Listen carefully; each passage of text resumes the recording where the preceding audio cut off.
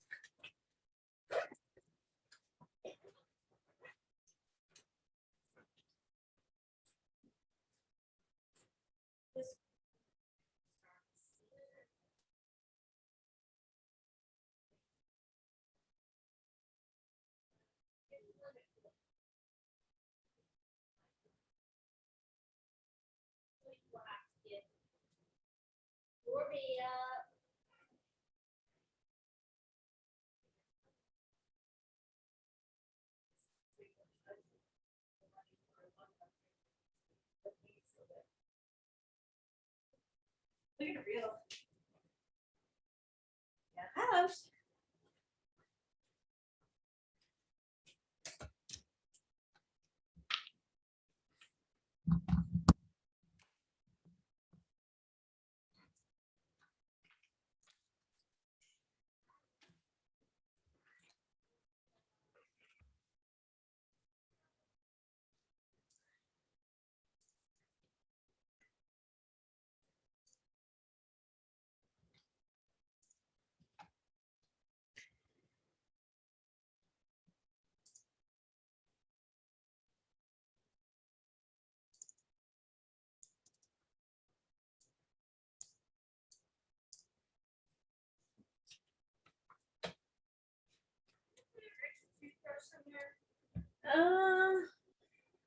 I don't know. Look in the side drawer. Am I by my sink on the right? Or in the hall closet outside the room?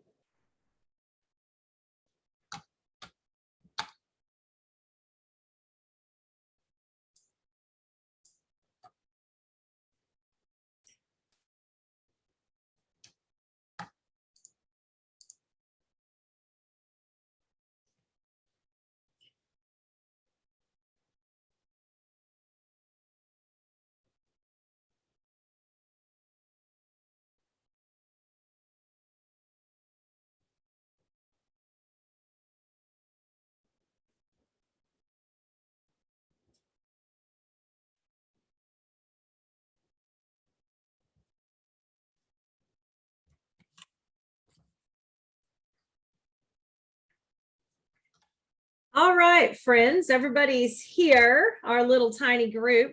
So thanks for being my guinea pigs here today.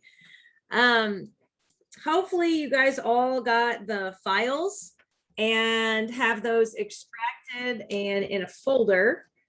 So I did send another email out yesterday with sort of instructions on how to do that. So give me some sort of, you can unmute or you can type in the chat, but let me know if you have your files ready to roll.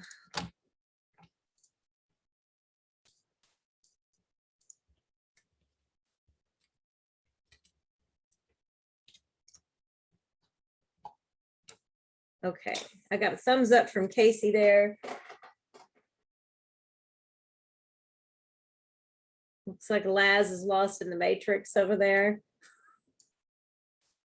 And Jessica was in here and disappeared, so we'll see if she comes back.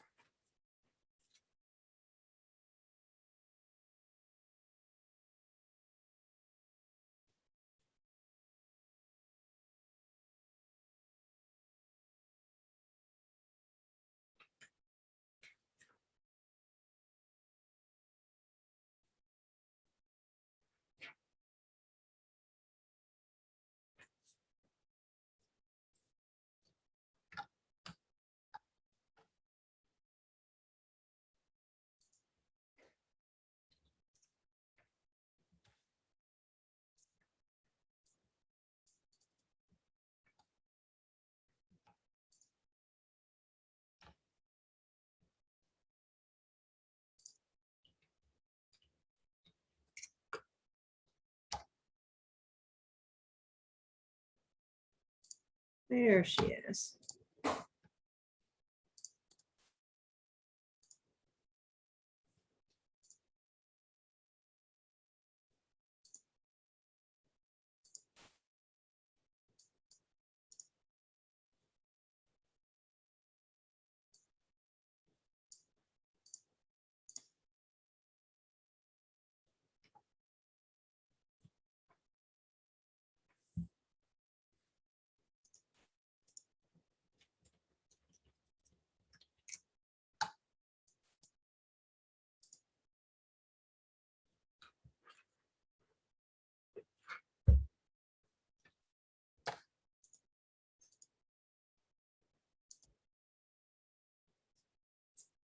Well, let's see.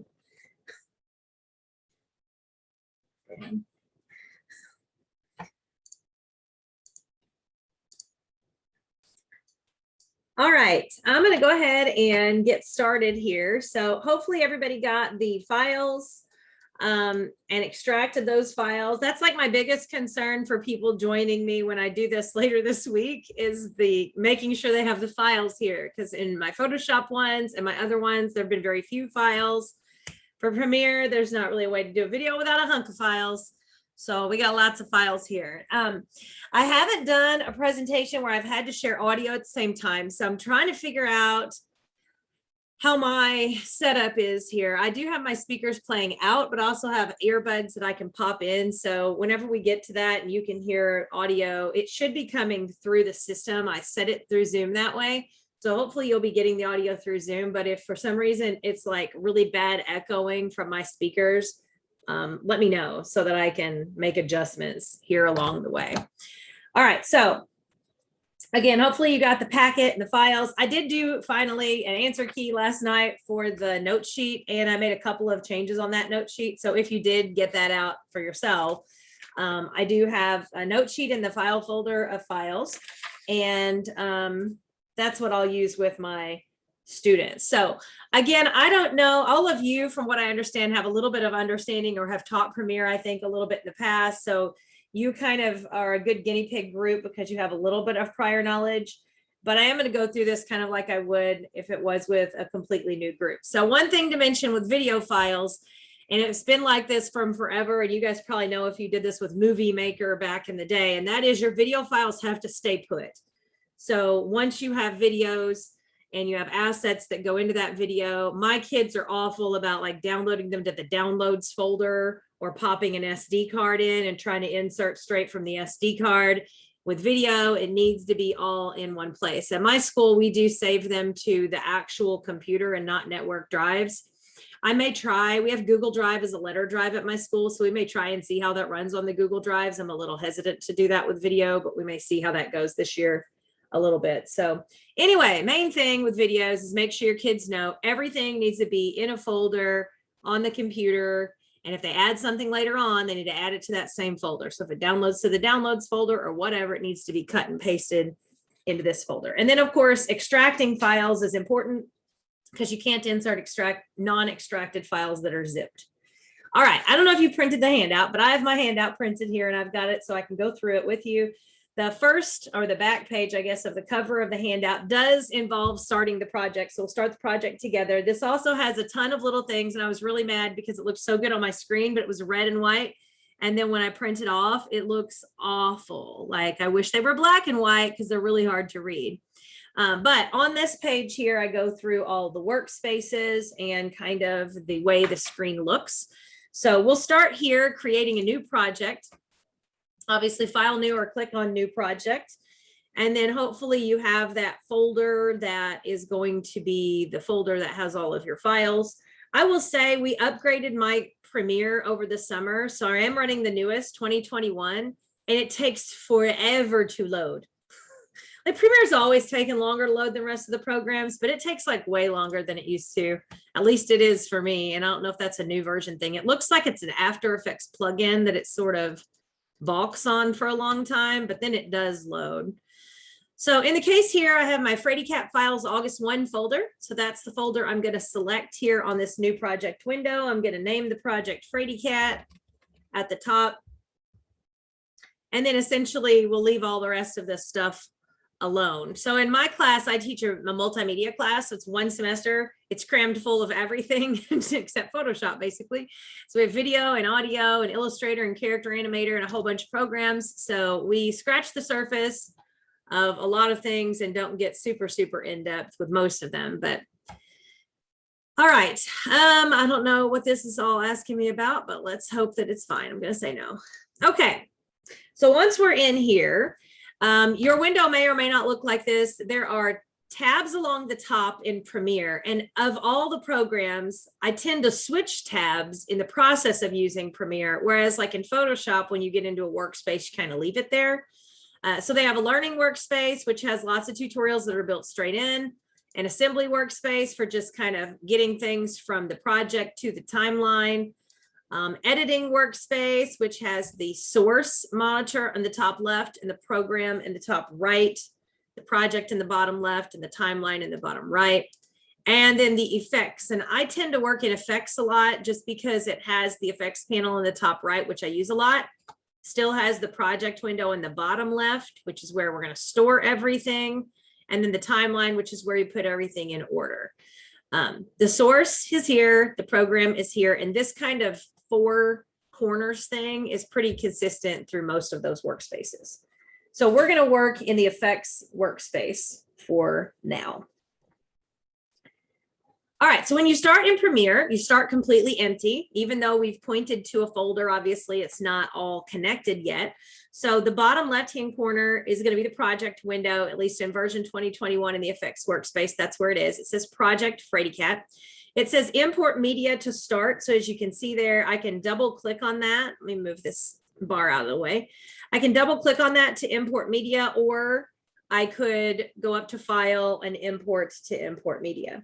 So we want to bring in all the files. And one problem my kids always have is that the Premiere project file shows in here too. You can't put the project into itself. So basically we need all of these files, which I'm just clicking and dragging to select, except for that project file. So I'm just going to control click that purple one so it's not included.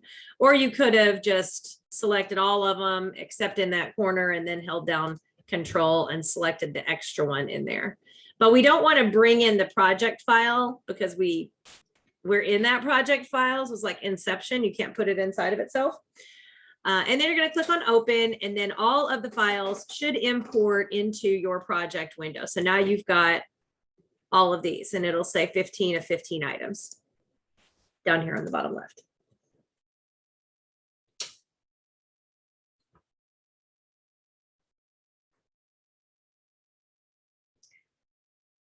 So the home key when you're working in Premiere is going to be the same as pretty much all of the Adobe programs, which is going to be your arrow key or your selection tool. And the shortcut key for that is V.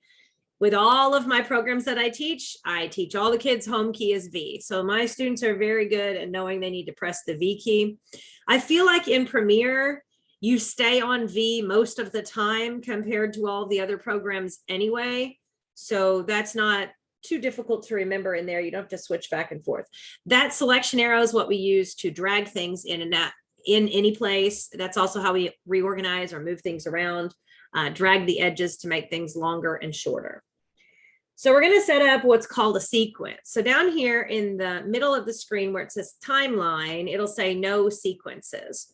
So when you're creating things, think in terms of like the old DVD days. You know how you'd go to a DVD and there was chapters. There's chapter 1 and chapter 2 and chapter 3, and you could skip to which one. So technically, if I was doing a really long movie, I'm not going to do 2 hours of movie right here in this one screen. So you could do it in chapters. So you basically have a sequence for chapter 1 and a sequence for chapter 2. Or if there's a part in the video where it like fades to black and then it sort of starts a new scene, you could technically film all of your scenes separately and then take all of those individual scenes and drag them into a timeline and put those scenes in order.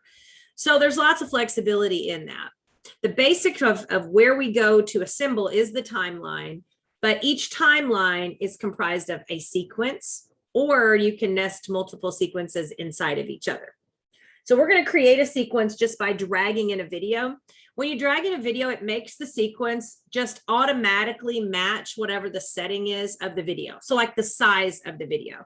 If you create a sequence that's really big, that's like, 1080p and none of your video is 1080p, then when you start putting pictures in there, they're not going to fill the whole screen, if that makes sense.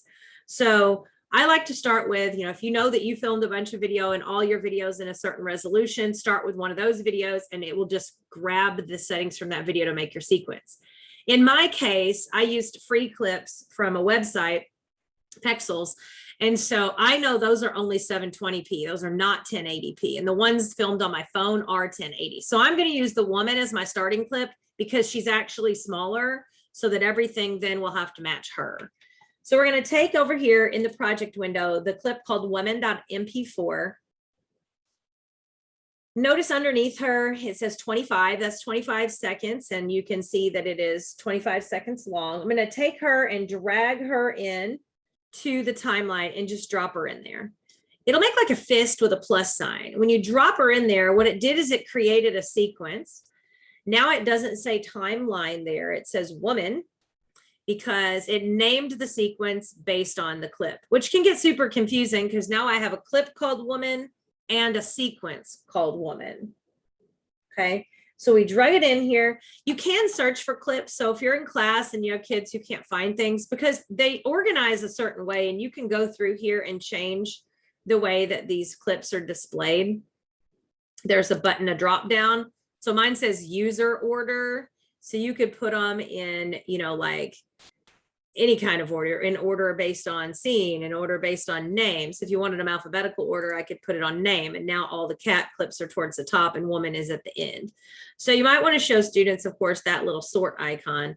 If they know what something's called, you can actually just type it in the browse. So now if I start typing woman in that browse box in the project window, you can see there's two.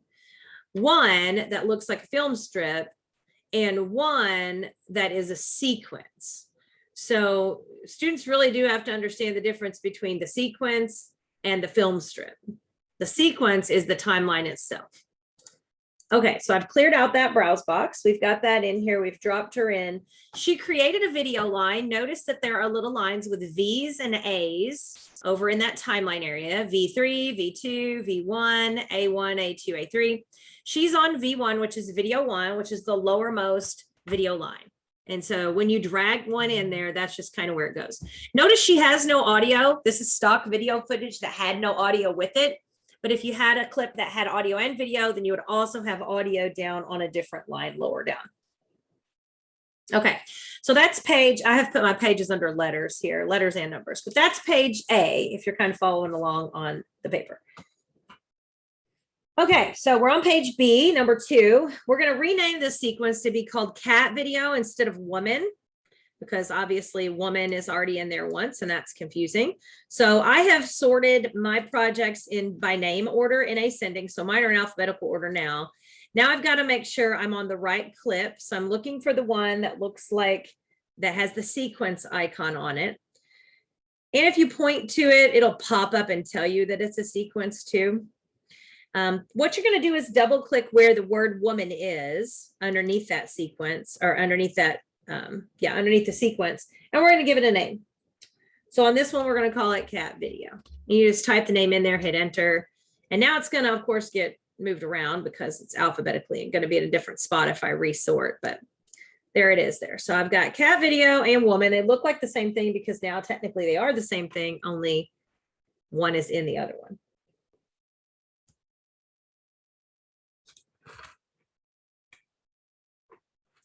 It's funny, I had to optimize this for video. And so I have my my iPad down in front of me and it lags a little bit from what I'm saying. So I can see that I'm actually talking before you guys hear me. And then I see myself talk down there. So we're not 100% in the exact same space when I optimize this for video. Weird. Okay. All right. We doing okay? Everybody fine? All right. So now we're going to, we actually don't want her to be the first thing. There's going to be a logo that's going to fade in here, kind of like a movie trailer sort of thing. And we want the logo to be in front of this woman. So first off, let's go over to the project panel and let's find the logo. And it's actually kind of hard to see. It's the Kitty Cat Productions. You'll see eyeballs is about all you're going to see because it's actually black and it shows it on a black background. So you can't really see it. So it's Kitty Cat. So if you want to search, you could type kitty with a K, Kitty Cat, and it'll pop up, but it's a black box with little white eyeballs. Now here's something that you may or might not have known. To drag this in and put it in front of the woman clip, we could do it well, there's lots of different ways, but 2 easy ways. One would be to hold the control key and drag it in front of the clip. My favorite way is to drag it into the program monitor. So up there where you see the picture of the woman playing on her phone, drag your Kitty Cat Productions logo up there to that window. And do you notice you have a bunch of different options if you pause? So I have insert before, insert after, replace, overlay, which would put it on a different line. So I don't know if you knew that you could do that, but you can drag straight into the program, which is pretty cool because it makes it really easy to do. So we're going to insert before. So you're going to drag and drop it in there. And then notice now we've got that clip in front of, it's a different color, in front of the woman clip. Now at the very bottom of the timeline, you've got a little circle with a line and then another little circle. Those are your zoom sliders.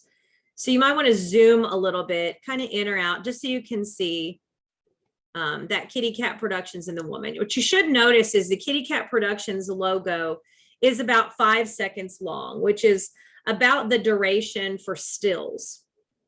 So whenever you drag in the video, it's going to automatically set the frame rate, frames per second, based on that video. Most videos are around 30 frames per second.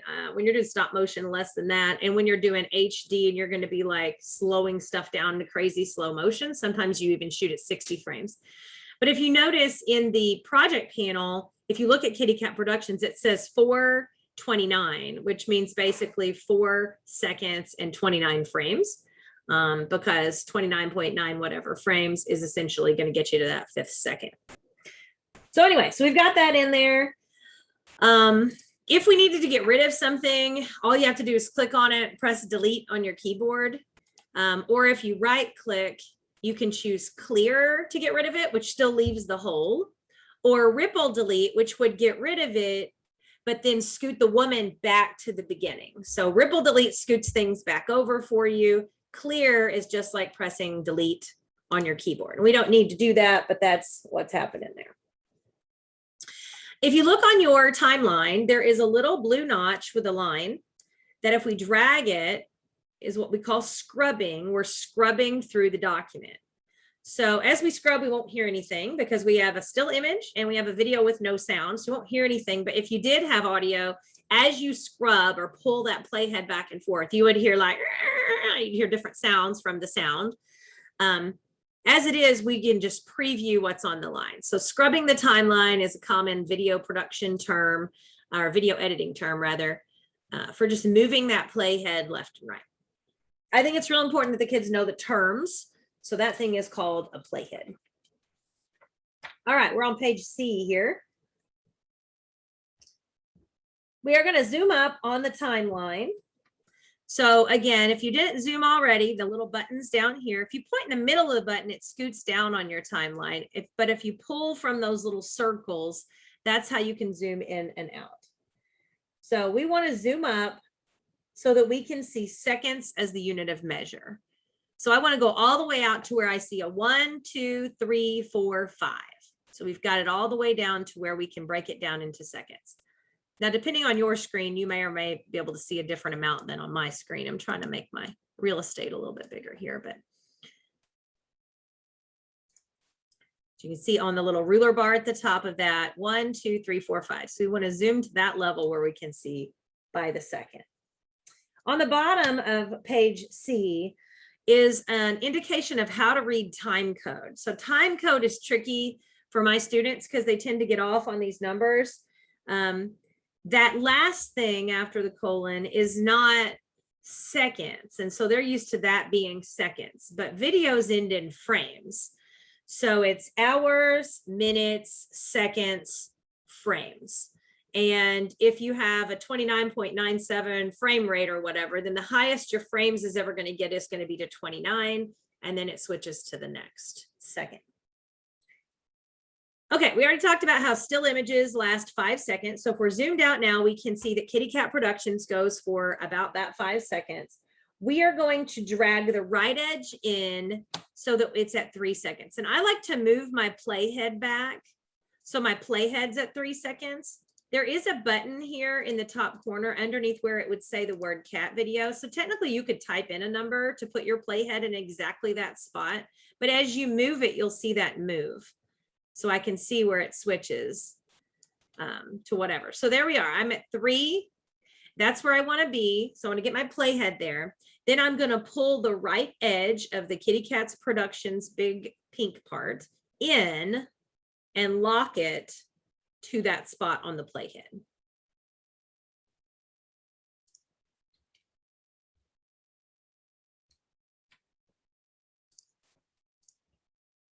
Sorry, I'm seeing if I can get my zoom it to come up because it will make it easier to see. There we go. We'll see if this actually works.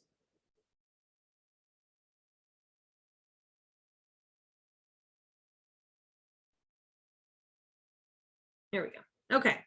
So you want to have it right up to that 3 second mark.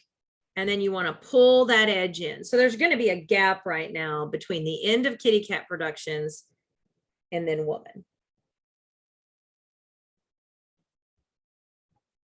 Okay.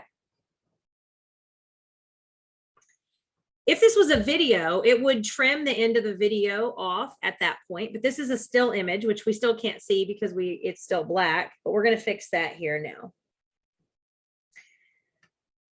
All right, so in the top right-hand corner is the effects panel. I use the effects panel a lot, so I like to work in the effects workspace where we've got effects in that top right-hand corner. I used to try to memorize what folders everything was in, but honestly, there's the browse button. And so if you know what you're looking for, it's so much faster to just type in the beginning of what you're looking for into the effects box.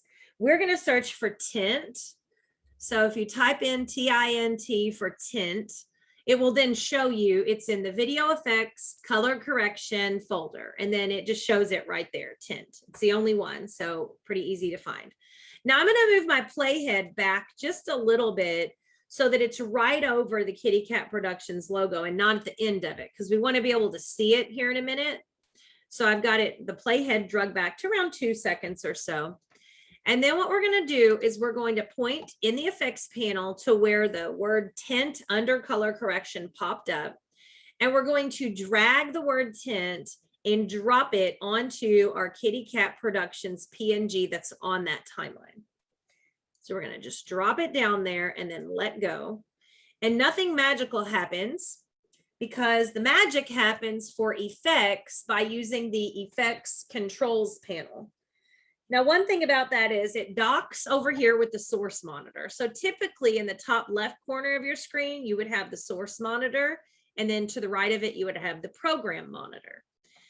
The source monitor also docks with effect controls. Now, I'm on a really big monitor, so I can see all those, but if you're on a smaller monitor, you may not even be able to see effect controls up here because a lot of times it's sort of hidden and you may have to hit this little arrow to locate it. I don't have to because all mine are in there. But that's what you would have to do. So we need to be under effect controls. And you can also press shift and the letter or the number 5 to get in effect controls. Now, once you've switched to effect controls, click on your Kitty Cat Productions in the timeline. And now what you're going to see is it's going to say effect control source Kitty Cat Productions. So now it's using our picture. And if we look carefully down here, we will see the word tint. Now it's down on a whole list of things. So you may or may not have things that are open, but down below those, you should have one that says tint. So we're looking for that. This is where my kids immediately get off because if you're not clicked on the clip, nothing shows up in the effect controls. You have to be clicked on the clip. Even if your playhead is something, if my playhead's over the top of Woman, it's not going to do Woman if I don't click on the clip. So you have to actually make sure you're clicked on the clip. Now we want our playhead in the middle of this because we want to be able to preview it as we change the colors. Then all we have to do under tint is map the black and the white. So right now what's black and you cannot see needs to be white. So I'm going to click on that eyedropper, or I'm going to click on the box by the eyedropper. I just made my cat blue. And I'm going to come down to the corner and make this white and hit OK.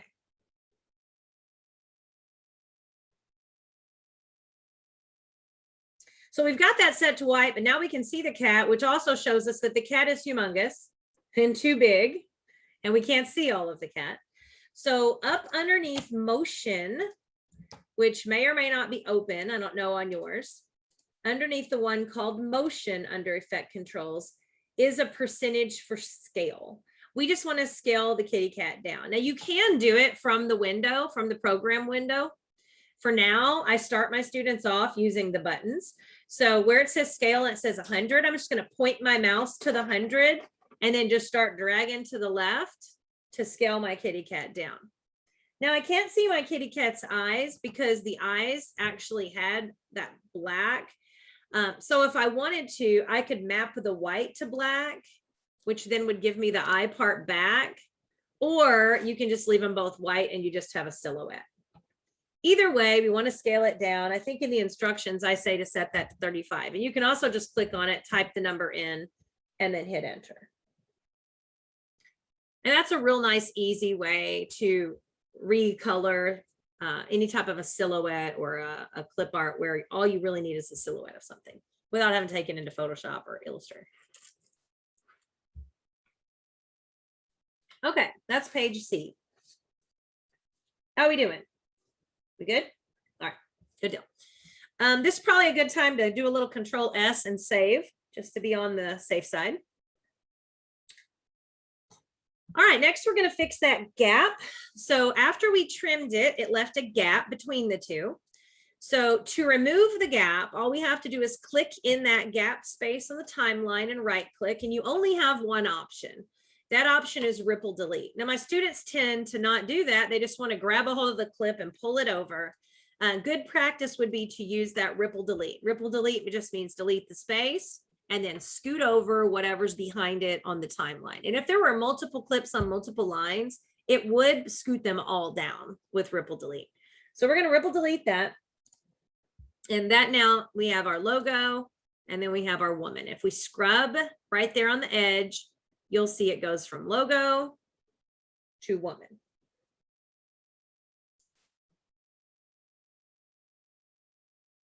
Okay, number 2 here. This woman's going to play on her phone way longer than we need her to. I'm going to go ahead and zoom out a little bit here so we can see. You can see her clip is like 25 seconds long. So like the whole movie trailer would be done if we just let her sit there and play on her phone all day. So we are going to just designate the length, which we can do. You do have to kind of be careful about how you set these various options. You can pull the edge like we did with the picture, and that would trim it off. Or you can go into speed duration. So let's go ahead and right click the woman clip and go into speed and duration. And notice that we have some different options here. This is going to speed this up and cut it down to those 4 seconds. If we just pulled the edge of it, it would just cut it off. So it would all go slow and she would sit there and stare at her phone really slow. As it is, this changing this to 4 seconds is going to speed the whole thing up. So the whole thing only takes 4 seconds. Okay.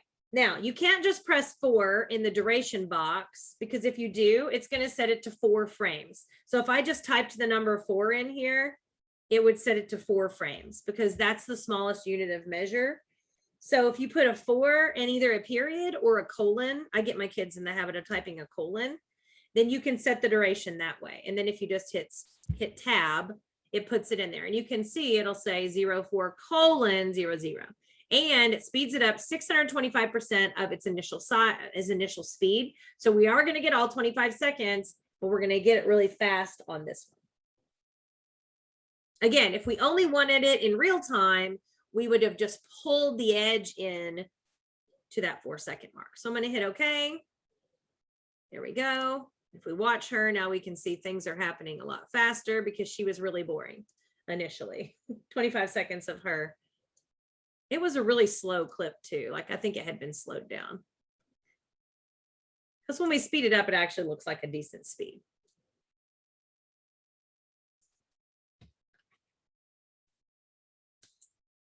Thinking in my handout, I probably need to mention that that's speeding that up because I don't think it says that on here. Okay. So effect controls is going to still be up here on the left because we just used it. But generally speaking, we want source to be on the left. So if you can see the tab to switch between effect controls and source, that would be the move. Or there is a keyboard shortcut that will get you back over as well, which is Shift 2. So Shift 5 is effect controls and Shift 2 puts that source monitor back in the front. Now for the next clip that we're going to add in here, we're going to use the source monitor. We're going to pre-trim the clip rather than bringing it in and then trying to fix things. We're going to pre-trim it to just the area that we want. So in the project panel, bottom left, we're going to locate the one that says phone.mp4 underneath it. But this time, instead of dragging it to the timeline, we're going to pre-edit it in the source panel. All you have to do is double click the clip and it loads it in the source panel. So I'm going to double click the little green phone and it's going to load it in the source panel. So phone is on the left in the source panel. My woman is still on the right because she's in the timeline. The program panel is the timeline. The left, the source, is one current clip. And this is a place for pre-editing. I really do like to use the source panel. I mean, I show the kids how to use the razor to cut on the timeline, and I show them how to pull the edges and all of that. But honestly, pre-editing in the source panel is kind of the way to go. All right, so it's in here. We're going to scrub beneath the clip. So it has its own little playhead down here underneath the clip. You can see underneath the clip, there's blue on the left. That's where the playhead currently is. And white numbers on the right. That's how long this clip is. So this is about a 9-second clip if we were to use the whole thing. We don't want 9 seconds. We're going to scrub beneath the clip to about the 3.5-second mark.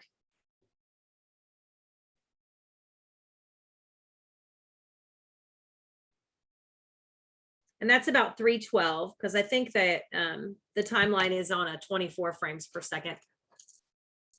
So we're at 312. That's about 3.5 seconds. And we're going to set an end point.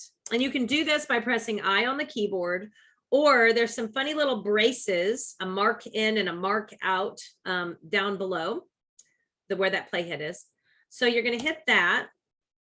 And notice there's like a gray bar here that sort of shows you like now it's starting where that playhead is. And then we want it to go for about 4 seconds later. So 312 plus 4 would be 712. And technically I could type in to try to go to that part, but you won't be able to see it over there as easily. So 712, we're just kind of scrubbing to about that point. And then we're going to set an out point. So essentially we are choosing when this video starts and when this video ends. It's all still there. It's just we're pre-trimming it so that we only have that 4 seconds. So it starts at about 3.5, which is 312, 3 seconds, 12 frames, and then goes to about 7 seconds, 12 frames. And again, you can press the O button for an out point, or you can press the little bracket. I tend to just press the brackets on those most of the time. Now, once you've done this, technically you could just drag it into the timeline, which is not what we're going to do. We're going to name it so we can keep it. But some buttons to look at right underneath the preview of the phone is a little film strip icon. If you put your mouse over it, it says drag video only. If this was a clip that had video and audio, then this drag video only would basically drag only the video, but not the sound. To the right of that, which is grayed out because there is no audio, is drag audio only. So if they had a video clip and they just wanted the sound or the words from it, you could just drag that down to the timeline. It would drag only the audio. In our case, we're just going to save this clip, which will put it in the project panel in the trimmed version. So all you have to do is right click up here in the middle of the preview up here anywhere. And we're going to go to make subclip. And we're going to call it phone trim. And one thing that you're going to want to make sure is not checked is restrict trims to subclip boundaries. Unless you 100% knew you would never need any of the video before or after that clip, if you for sure knew you only wanted that 4 seconds, you could say restrict the trims. If we uncheck it, then if like later on we needed another extra second, we could just pull this video clip out and it would give us additional time from the master clip. It would pull that back in there. So I like to uncheck restrict trims just in order to give myself some extra leeway in case I need it. All right, so I'm going to click OK. And now in your project panel, you have phone, but you also have phone trim. And that phone trim one is the one that we're going to drag next to woman. So in our timeline, we'll have kitty cat, woman, and now next to it, phone trim.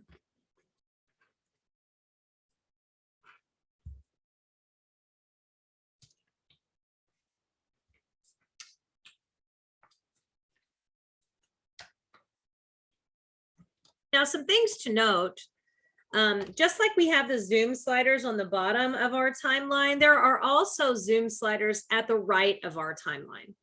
And if you pull those, if you pull it down just a little bit, you can see kind of the preview of the thumbnails of the videos and stuff.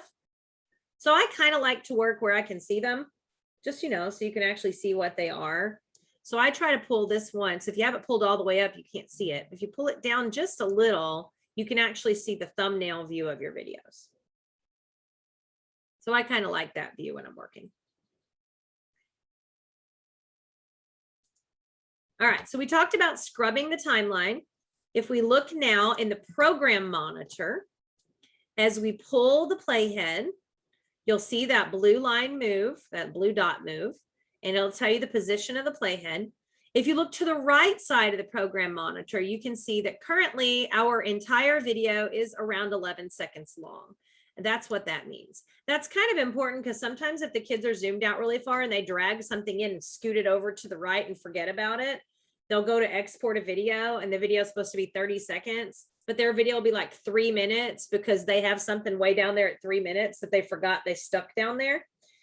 So, you know, if they export it out and it's longer than it's supposed to be, you can always tell because that number there to the right is going to always tell you how long the finished video is going to be. Okay, up here above, like right where the time code is on the timeline, you're going to see a yellow bar more than likely. Yellow is nothing to be concerned with, but whenever you're editing, a lot of times you'll see green, yellow, or red there. If you see red, red indicates that basically it has effects put on it and it can't play in real time. And it needs to be rendered. So we talk about rendering. This was really important back in the really olden days of Premiere because your computers were slower. And if you didn't render, it would jump around really badly when you would try to play back stuff. So it was actually funny, like 15 years ago, I remember kids in class would be like rendering, because when they would render, it would sometimes take like 2 or 3 minutes. And so they'd sit there and have like free time and they wanted me to know why they were sitting there doing nothing. So they'd yell out render. And then I would know. It doesn't take that long anymore. Computers are a lot stronger now. But if you happen to see red in that bar, it just means that it needs to be rendered. All you have to do to render is press the enter key on the keyboard. If we hit enter now, it won't do anything because we don't have anything that has to be rendered. So that means it is playing in what would be basically real time. When you get a bunch of effects on there, you'll start to see red develop up at the top. The other way to navigate this timeline is you can play and pause by pressing space bar. So if you press space bar, it plays. If you press it again, it pauses. Sometimes if they're like playing the video and they want to find exactly where something goes, you know, they'll just press the space bar and then press it again so they know where they need to stop exactly. Yeah, so that's that. All right, let's go ahead and save one more time. And then we're going to introduce a transition in here. So we are on number 6 on page E, page 7. In order to add additional effects, you're always going to need to clear out the browse box, because if you don't, you can't access anything else. If I hit any of these drop downs, there'll be nothing in any of the folders. And that's just because the word tint is in there. So you do have to kind of get in the habit of hitting that X. If you hit the X, you actually could then open up these and browse through them manually. So if I wanted to go to video transitions, I could go to the dissolve transitions, and then you could see the different dissolve transitions that are available. Now we're actually going to cheat and not use the effects panel to do this next part, because Premiere automatically has a default transition built in. That default transition is Control-D, which automatically will add a transition, a cross dissolve transition. And that's just where it kind of fades from black or fades out to black. However, it doesn't add that if you have 2 clips on the exact same line. So we are going to reorganize a little bit and drag our 2 video clips up. So Kitty Cat is on video line 1, but Woman and Phone Trim are going to be on video line 2. So I'm here. We're going to move them up from video line 1 to video line 2. You just click and drag straight up, like so. So now Kitty Cat's on its own thing here. Now I'm going to click on the kitty cat clip. So make sure you're actually clicked on it, not just scrubbed over it, but clicked on it. You can tell because it gets like that little white border around it. And then press Control or Command if you're on a Mac D. And then notice what you will see is it automatically is going to put these funny little boxes. Remember, I made mine taller so I could see it. These funny little boxes on here, which indicate a cross dissolve transition. Again, the default transition is cross dissolve. I could have drug a cross dissolve in from the effects panel, but it's automatically the default. So Control D does it for us. And now if you scrub to the beginning, it's going to fade in from black. And then if you scrub to the end of that clip, it's going to fade out to black.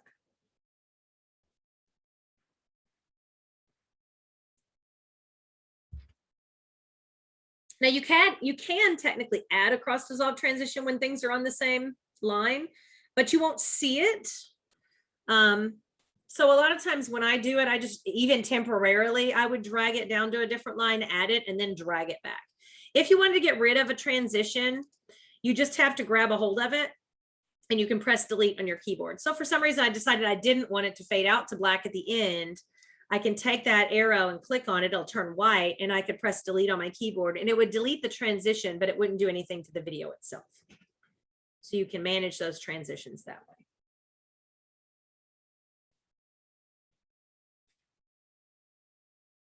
All right, so again, if we watched it from the beginning now, if I press spacebar from the beginning, it fades in, fades out, goes to the woman that's sped up, and then we have that trimmed version of the phone.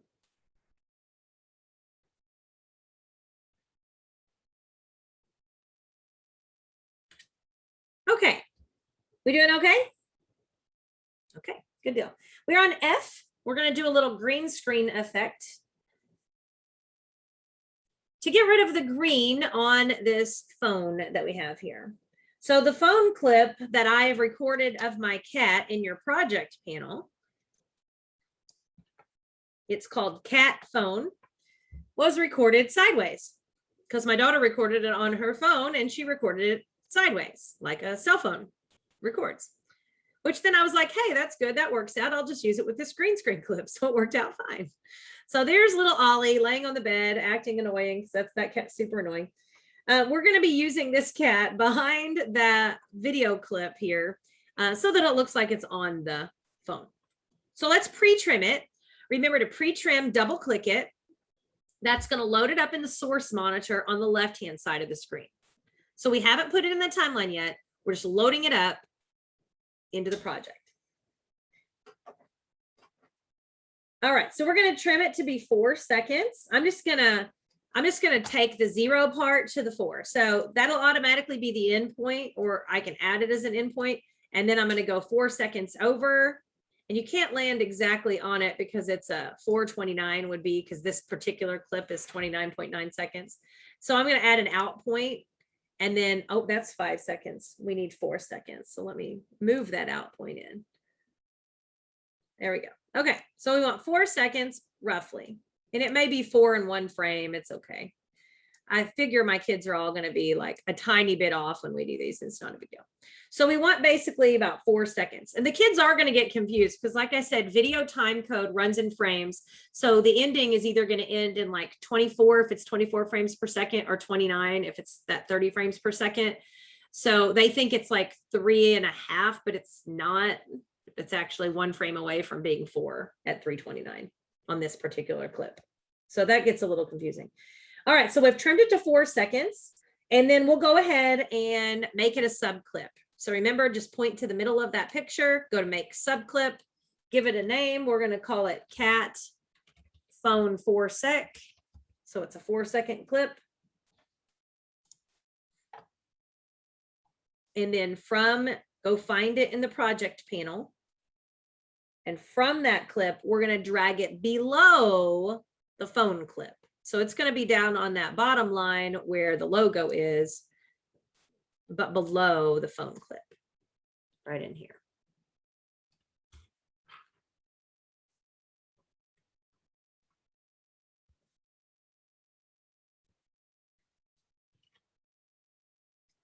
Now, of course, we can't see it because it is behind the other clip and we haven't made the green go away. So we need to do a green screen technique to get rid of that green, but it is there. And this clip actually does have some audio. So if you scrub, you may or may not hear my cat meow at you.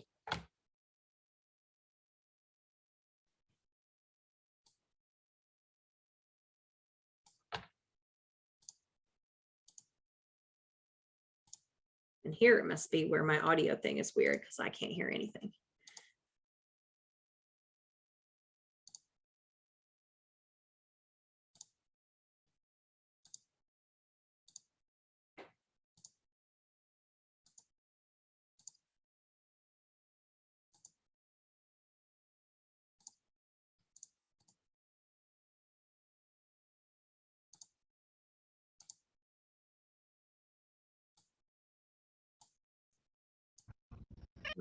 Oh.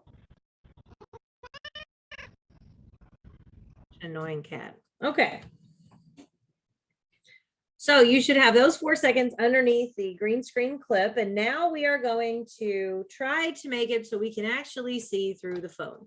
So now we have to be very careful because we have 2 clips stacked on top of each other. We need to make sure we're clicked on the correct clip. So we need to be on the phone trim clip, not the one below it. So be sure you're clicked on the right one. Again, you'll see the white border around it. And we're going to pull in an effect from the effects panel.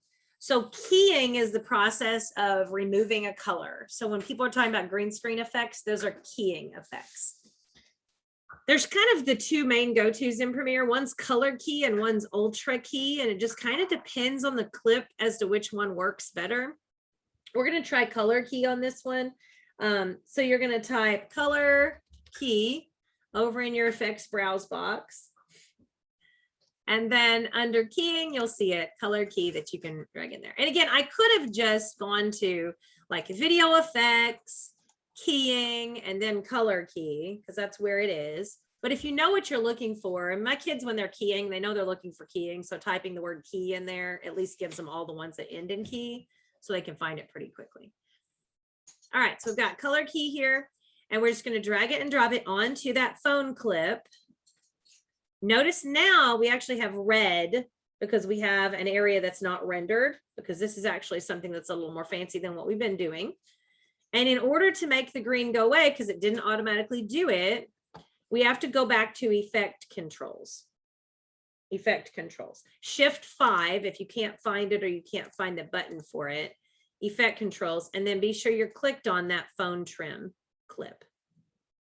So it'll say effect controls, source, phone trim. We want to make sure that we've got the right one. And then if you look down lower, you just want to keep looking at all the options there until you find the one that says color key. For whatever reason, the default for color key is blue. So that's not helping us a whole lot. So you're going to click on the little eyedropper next to the blue, and then go click on that phone. And then that'll get some of it, but it's not perfect. So you're going to have to mess with those little sliders below it. Tolerance. If you keep going on tolerance, just want to kind of keep raising it until you get rid of the green, but you don't want to get rid of any of the person. That's why it's always important that the weather person never wear green, because, you know, then they would start to disappear. So there we go. Now, what you'll also notice is that kitty cat clip is way bigger than the phone right now. So we're not seeing the entire clip.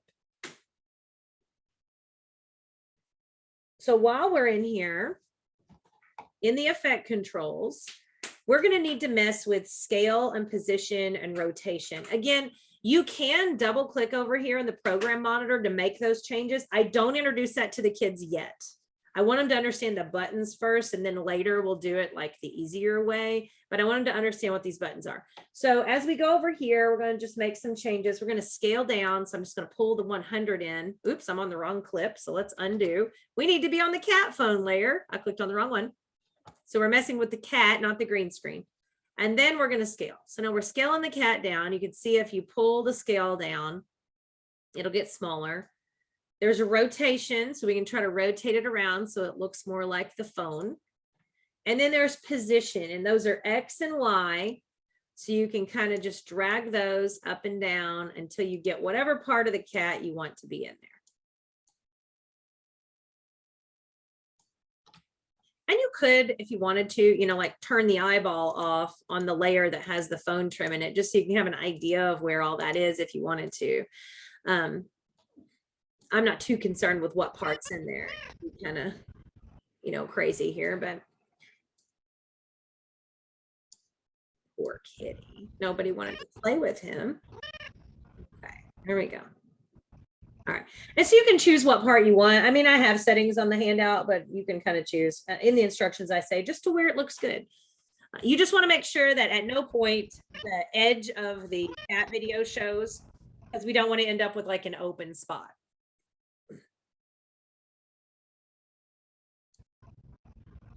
So once that part looks like it's okay, this is going to be a good time to save and render. So we would save it, then we would press the enter key on the keyboard, which would render. So it's going to take a minute. It's rendering video previews. Then it'll play the whole thing from the beginning. But you should notice the red is gone and you have green there.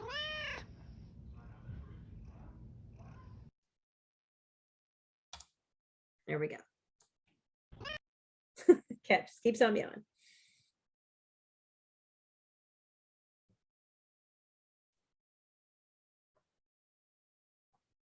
Again, always save frequently with video. I tell the kids that all the time because, you know, video can be unpredictable at times.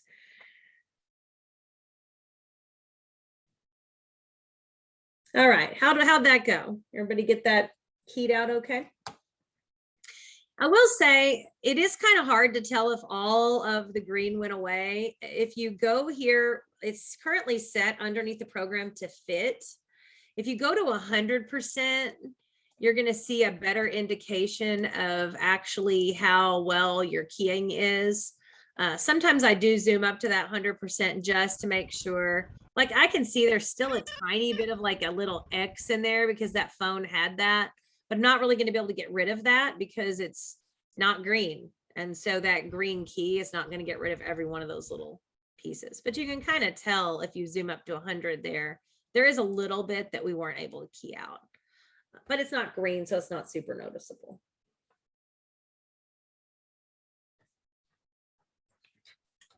All right, let's move on to G.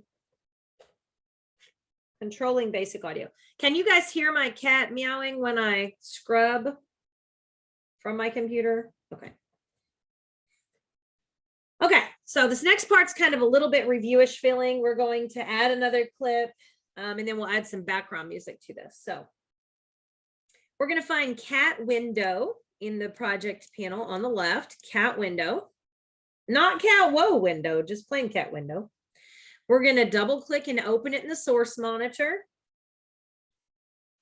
Trim it to 3 seconds. So again, I'm just going to keep the first part of it and just set me an out point at 3 seconds. And you could type in, like I said before, you could type in 3 seconds in here and then set your out point. And then we'll name this subclip cat window 3 sec. So right click, make subclip, cat window 3 sec.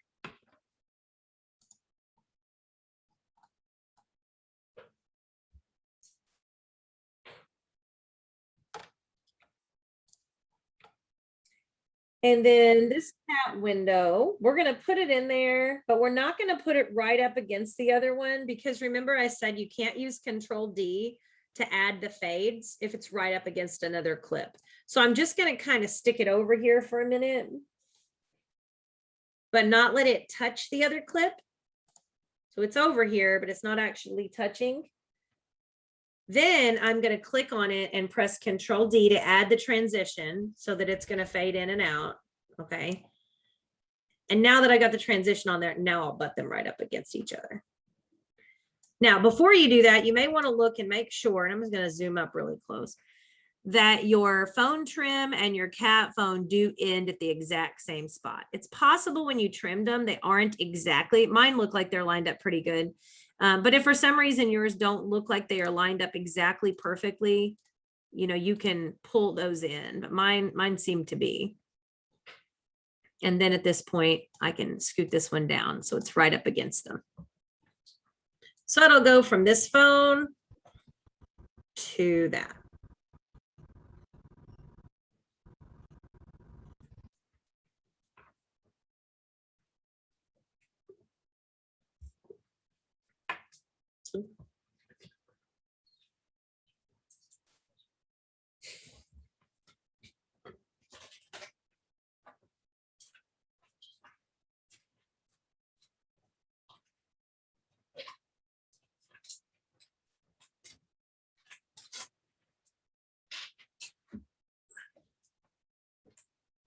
And again, the reason I didn't butt it right up against it initially is because I wanted to press that Control D and add those default transitions. So I stuck it over there first, press Control D, put the dissolve transition in, and then scooted it over so they matched. And I've tried to put screenshots of these. So in your handout there, G at the top, you should kind of see what it looks like at this point on that edge.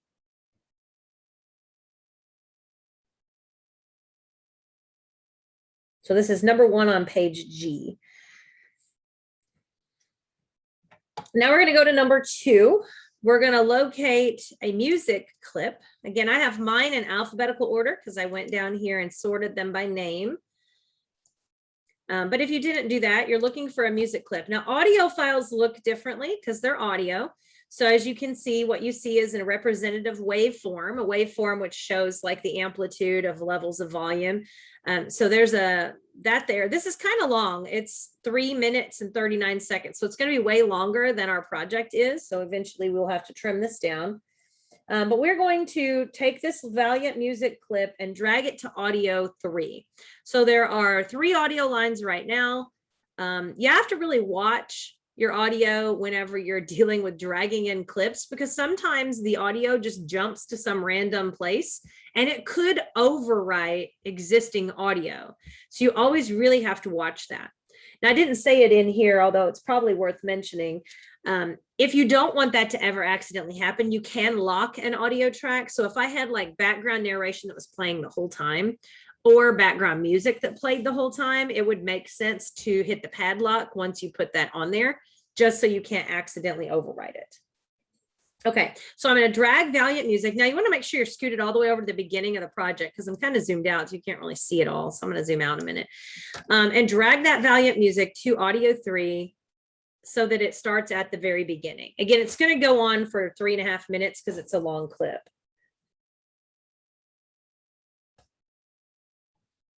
Now, if you weren't zoomed in, because inevitably I would have students who were zoomed in too far and they didn't see that they didn't have it there, you know, once they zoom out a bit, they're going to have to scoot it back down. Again, using that selection arrow to scoot it down is all you got to do.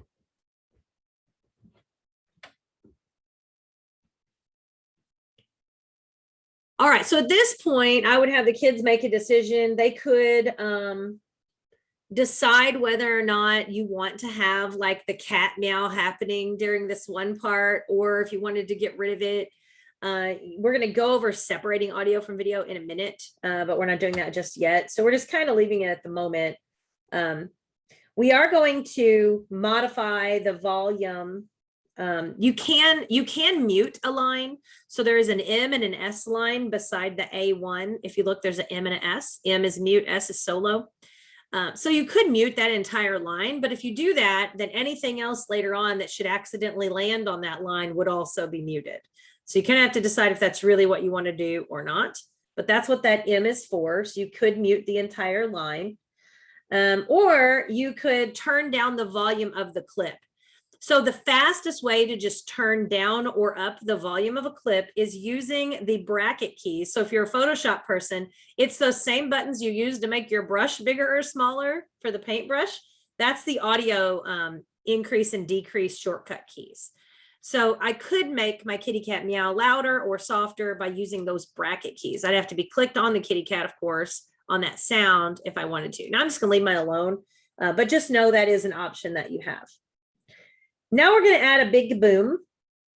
So we're going to drag our playhead to the 16-second mark, which should be after. Now we got really loud music going on here.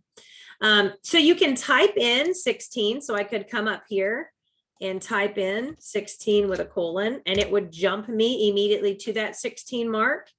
Or I could just drag my playhead until it got there. But we want to be at 16. So basically that cat goes through the window, it fades in and it fades out, and then we're going to have a second of black. Plus it's also because not all my kids will necessarily have trimmed exactly the same here. So this puts us all back at one point. Cheap little thing there, right? All right, so we're at 16 and now we're going to locate another sound file called explosion. So we're going to take the explosion wave file, and we're going to pop it onto audio 2. And we want to put it right into that 16 mark. So just drag it into audio 2. That's a line we don't have any audio on at all. And that's going to give us an explosion sound. It's going to be really loud. So you're probably going to want to crank that thing down a bit. Unless, you just like it loud. So if I press my space bar here, here's what we're going to have like this. No idea how like loud that is in your ears, but anyways. Okay. So we've got the music going on. It's kind of building, and then we have an explosion or a crash that happens there. And again, if you were working in the classroom and you wanted to make that explosion louder or softer, you could use those bracket keys on the keyboard. Just make sure you're clicked on the right one. You can also control audio from Effect Controls. There is a volume levels, but using the little brackets prevents you from having to use that at all. And notice if I hit the brackets, it just automatically is doing that to the levels. So I'm just hitting my bracket keys. So it's just a way to not have to go into the controls to do it. So I really like the little bracket keys. It's really handy. And then I don't have to worry about switching screens and all of that to look at it.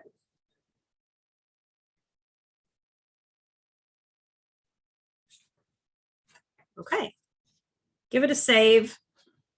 And we're on H. Any questions so far? We doing good? Okay. All right, let's click on the explosion clip, which we should already be sort of scrubbed at to some point. When you're clicked on a line, if the line is targeted and you press the up arrow, it'll jump your playhead to the beginning of that clip. If you press the down arrow on your keyboard, it'll jump the playhead to the end of that clip. And what I mean by targeted is, do you see how the boxes are blue around V1, A1, A2, and A3? That means those are targeted tracks. So if I press the up or down arrow and I keep pressing it, it's going to jump through and it's going to catch on any of those lines where I actually have targets on. I don't have video 2 targeted. It looks like it still goes to those. It technically isn't. It's going to the ones on video 1 because the edges are on video 1. But that's what the up and down arrow is. So that's kind of handy too, because sometimes they drag the playhead, but they're not 100% lined up exactly with the end of something. So if you use the up and down arrows, you know for sure that you're at exactly that point of the clip. So that's your up and down arrows. We want to be at the beginning of the clip, so that when we drag this next thing in here, we can lock it into there. So let's go we're gonna make some more sub clips here. So we're gonna go find Mean Cat Perch. This is some poor cat that was just happened to be on the Pexels website. So we're gonna double click on Mean Cat here, who doesn't really look that mean, but we're trying to make him mean. And we're just gonna trim to about 3 seconds. So you could kind of choose whatever part you want. This first part doesn't really have to be anything too fancy, but you want 3 seconds of the clip. So just find you an out point of 3 and mark it. Or like if I wanted, from 2 to 5 seconds, I could choose those. I'm just going to mark out at 3. And then right click, save that sub clip as Cat Perch, 3 seconds.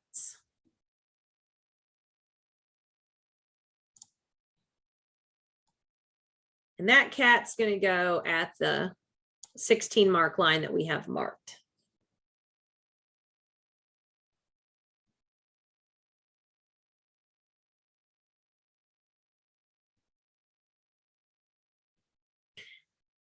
I like the sub-clipped concept. A lot of people don't do that. They just mark ins and outs and drag, and there's nothing wrong with doing that. And there's times that I will, later on in this, we will as well. But sometimes if your kids are like mine, they might film a really, really, really, really long clip. Like they may let it run for like 3 minutes, but they only need certain parts of that clip. And they might need like 5 different parts of the same clip. So it's a lot easier for them to go ahead, mark it in, mark it out, create a sub clip. Mark a new in, mark a new out, create another sub clip. Mark another one. You know what I'm saying? If they recorded a long bit, they can go ahead and make it all into 5 sub clips, and then they got all the sub clips down there and they just drag them all into order. So for my kids, that just works out better. They don't tend to like take tiny clips in my classroom. They'll bring in a 5-minute long thing and have to dig through it. So it's a little easier to mark those sub clips and save them that way. All right. So we've got that one there. Now we're going to double click on a green screen video called Rain. rain.mp4. We're going to double click it. Remember that opens it in the source monitor. I'm going to go ahead and hit save real quick. That opens it in the source monitor on the left-hand side. And it has some audio, but it's not like audio of rain. So we're going to not bring in the audio part. But if I were to drag from the bottom of this, if I were to drag from the middle, it'd bring the video and the audio. We just want the video. So underneath the preview in the source monitor of the rain, we're going to point to the little film strip one, and we're just going to drag the video. So drag video only to the source monitor. We're going to drag it right above that line above the cat perch. So we're still lining it up on that 16-second marker. We haven't moved the marker.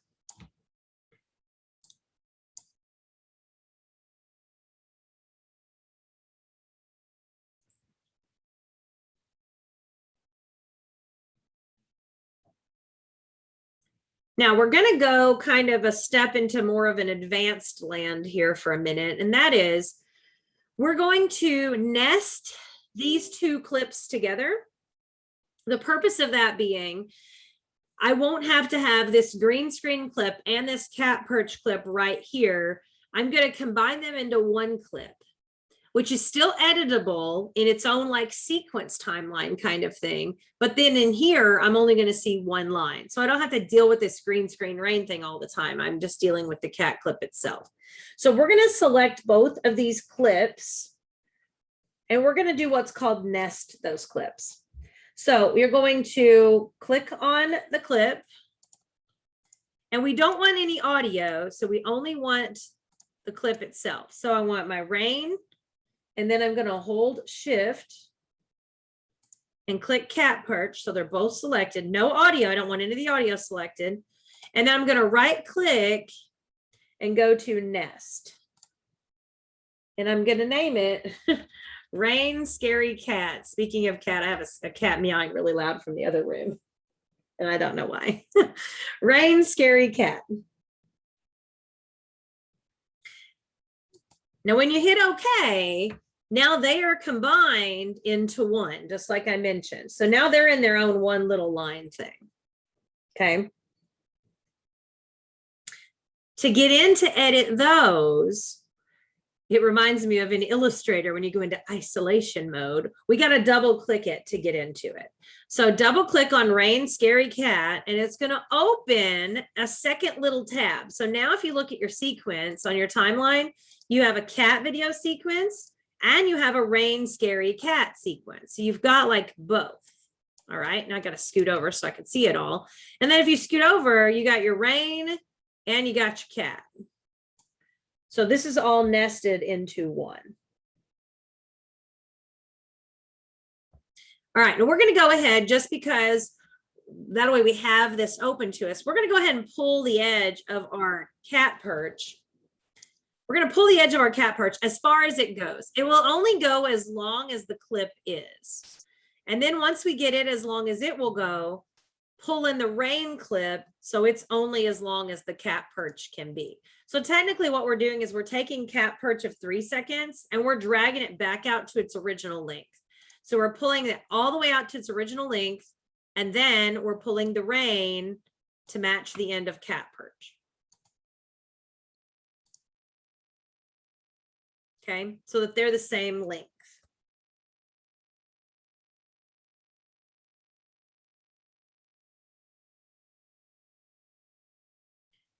All right, now we're going to take care of the green of this rain.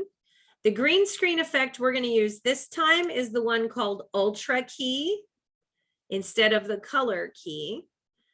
So you're going to take Ultra Key in your effects panel, and you can search for it or you can find it under video effects and keying. You're going to drag Ultra Key and drop it on top of the rain. And then remember, to edit effects, we have to go into effect controls. So Shift 5 if you can't find it up there. It looks a lot like color key. It just has a bunch more options, but basically where it says key color, take your eyedropper and point to an area of green. Make sure you don't point on top of the lighter parts that are actually the rain. Make sure you're pointing in the actual green part. If you mess up on this, there is a funny little arrow to the right here of the green line that says reset parameter. If you do that, it'll reset it, and then you can go back in and fix it if the color is bad. So this would put it back to the green. Then I can come back in here. Again, I want to go between raindrops. I don't want to be on top of a raindrop when I set that. So now we've got some rain falling.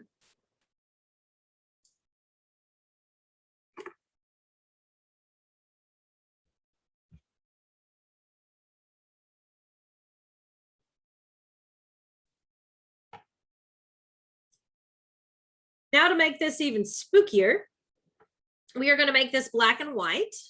There's a cool effect in here. It's a preset called Monochrome Punch. It's actually a Lumetri preset, so you could get to it through Lumetri presets, but I'm just going to come up to the effects browser and type in mono, and that'll bring up all the monochrome ones. There's a bunch of different ones in here, so really, you could pick whichever one you wanted. The Monochrome Punch has like a lot of contrast to it, so that's the one I'm going to use. We're dragging it to the cat, not to the rain. The rain's already kind of white. The cat's the thing that's in color, so we're going to drag Monochrome Punch all the way down and drop it on the cat perch. And now we have a more scary, contrasted black and white version of our cat.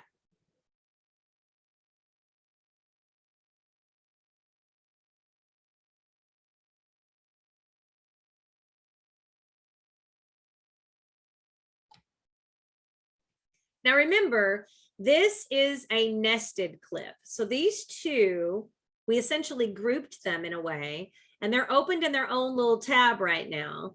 So if we're done editing it, to the right, to the left of the word rain scary cat, there's an X that's going to let us close this. So we could leave it open and just switch back to the other tab, but we don't need to. So we're just going to hit the little X there. Cat video will still be there. And then notice that on the main timeline, Rain Scary Cat has some area down here at the end with lines. That means there's actually no content down there because this is too long for what we've done because we trimmed it back, remember? So it doesn't matter because we're going to trim this anyway. So we're at 16 and we want to keep about 10 seconds. So we want to end at 26. Again, you could type it in up here if you wanted to, just to make sure it was exact. But I'm going to type in 26 seconds. I'm going to get there. And then we're just going to pull in the edge to make Rain Scary Cat end at that 26 mark. So again, you can drag until your playhead says it's at 26 in either of these spots, or you can type it in. Just don't forget the colon. And then just pull in that right edge of that clip, and that will trim it off. There we are.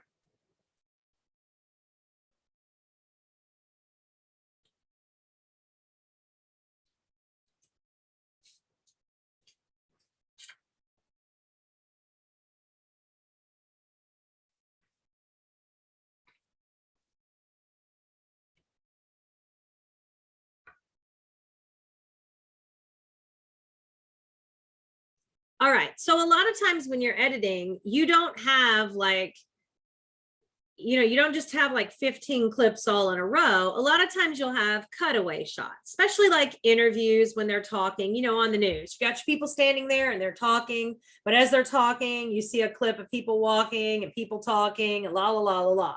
Well, you still got your weatherman or your newscaster going on, like that'd be our Rain Scary Cat, for example. But then you drop in some B-roll or some cutaway shots that just play on top of it. So we don't have to cut Rain Scary Cat into a bunch of little chunks if we want to go back and forth from it. So that's why we're leaving this in here for 10 seconds. And then on video 2, we're just going to drop in some things to cut away from that. Okay.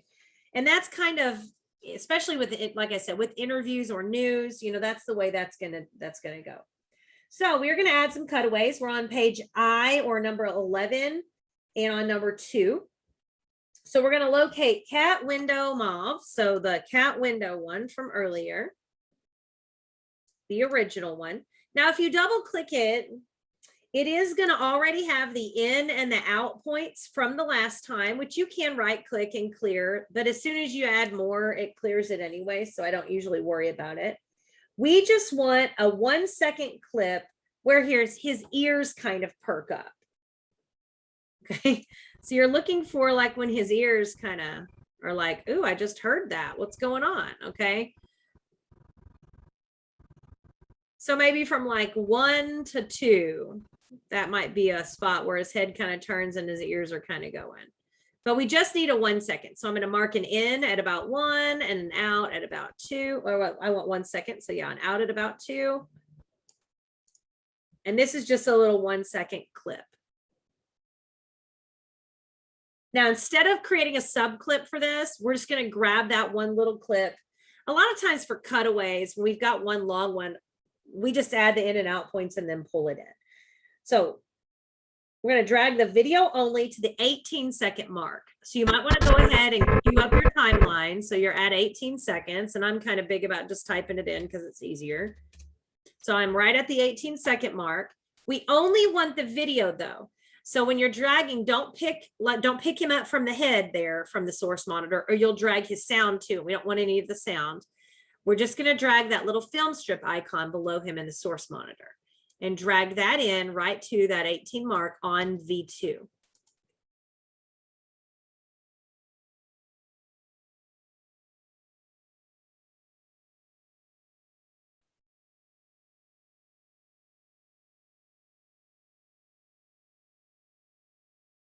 Now, one thing I do want you to notice is, and I told you this earlier on, the clips that were recorded on my phone are actually bigger than the clips that were recorded or that were downloaded from Pexels. So when we look at the source monitor of this cat, we actually see more of the cat. When we look at the program monitor, my cat video is actually much bigger than the original monitor screen. So at this point, you could go into your effect controls and scale that cat video down if you wanted to. For the purposes of this, we're not doing that on this clip, but I just wanted you to see, just because you drag something in doesn't mean that it's exactly the same size. It's going to come in at whatever size that it was filmed at. There is an option where you can set the frame size so that it matches. You can also set that as a default. I don't introduce that in the beginning with the kids because I want them to understand how to modify all the scales and everything. Okay. So we've got this in here at the 18-second point. We've got the cat coming in. Now we're going to make sure video 1 and 2 are targeted. My video 2 wasn't targeted. It's not blue. So I'm going to click on it over here. So it is blue so that all the audio, 3 audios and the 2 videos are targeted. That means they're all turned blue over here on the timeline. I'm doing that because this cat is on video 2, and I'm going to want you to press the down arrow on your keyboard. So like up arrow is the beginning of that clip, down arrow is the end of that clip. And we want it to be at exactly that spot. I'm going to zoom up here for this one so we can kind of see what's happening. What we're going to do is on the Rain Scary Cat, we're going to put a slice in here. So the razor tool, which kind of looks like a razor blade over here, is represented by the letter C. This gets confusing because in pretty much any other program, if the kids hear the word cut, they think cut means delete, right? When we cut and paste, we delete. Well, the cut tool in Premiere does not do that. The cut tool is a slice tool. So if we take the razor tool, I'm just going to press C and my mouse turns to a razor. That's going to allow me to click right there on that playhead line at that 19-minute or 19-second mark. And if I click, it's going to put a slice in that clip. It's not going to cut the clip. It's going to slice the clip. So I'm going to click one time. And now you'll see, you can kind of see that that clip, because I can now see the thumbnail, that clip is divided into 2.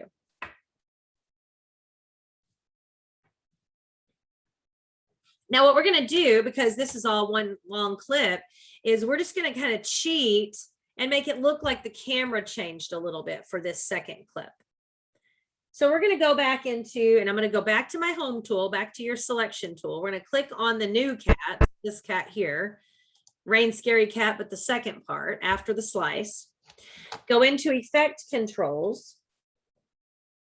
And we're just going to scale it up so it like looks like it's zoomed up a little bit. You could even scoot it over to one side if you wanted to, kind of a little bit. I'm going to scoot it off to the left. So our kind of before cat is like zoomed out like this. And then on this clip, the cat's like zoomed up and over kind of to the side a bit. And we put that slice in there so it didn't do it to the first cat. We don't want it to do it to this one. We want it to do it to the section after the slice. So again, I clicked on that second half after the slice and then just modify the scale and the position. You just kind of mess with it until you get it like you want, wherever you want it to be.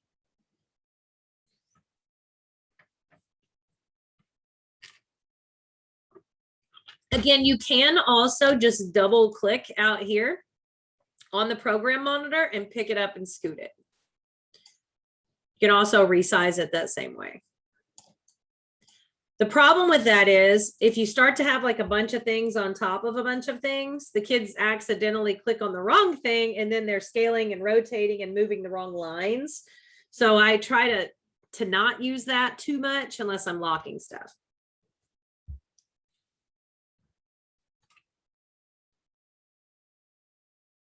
Okay. We are going to scrub to the 20-second mark. So either scrub down or type it in and get to that 20-second mark for your playhead. So I've jumped to 20 seconds. And we're just going to drag 2 seconds from the cat whoa window. Cat whoa window video. So I'm going to double click 2 seconds of this. This is the cat freaking out. Like, oh no. And I'm like yelling at him in the room, trying to get him to react. So you want 2 seconds of that. So somewhere between like maybe 4.5 to 6.5 is kind of the best of that. So remember a half is 12 frames on our, wait a minute. No, he's 29. So half would be about 15 frames. So I'm going to go from like 4.5 to 6.5, which is 6:15 on this particular one, roughly. And it doesn't matter too much. And then set my out point. So I kind of want 2 seconds of the cat kind of freaking out a little bit here at the window. We're pretending that the scary cat outside is staring at him. Okay, stalker. Now we only want the video, not the sound, because I'm sitting there yelling at the cat. So grab the video only icon and drag it to that 20-second mark.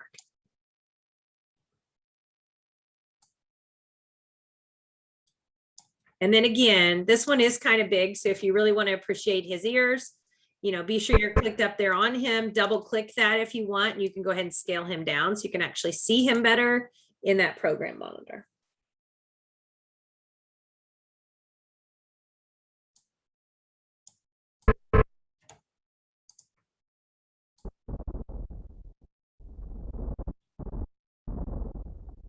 Okay.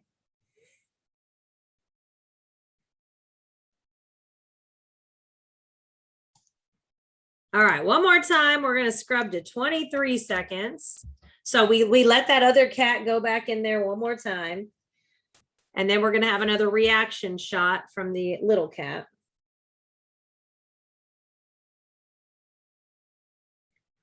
So we're going to go grab 1 second of footage of your choice from cat stairs. So we're going to double click cat stairs.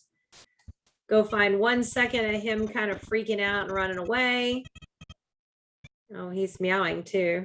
So I'm going to go from about 1 to 2 seconds or somewhere in that neighborhood, 107 to 207, I guess.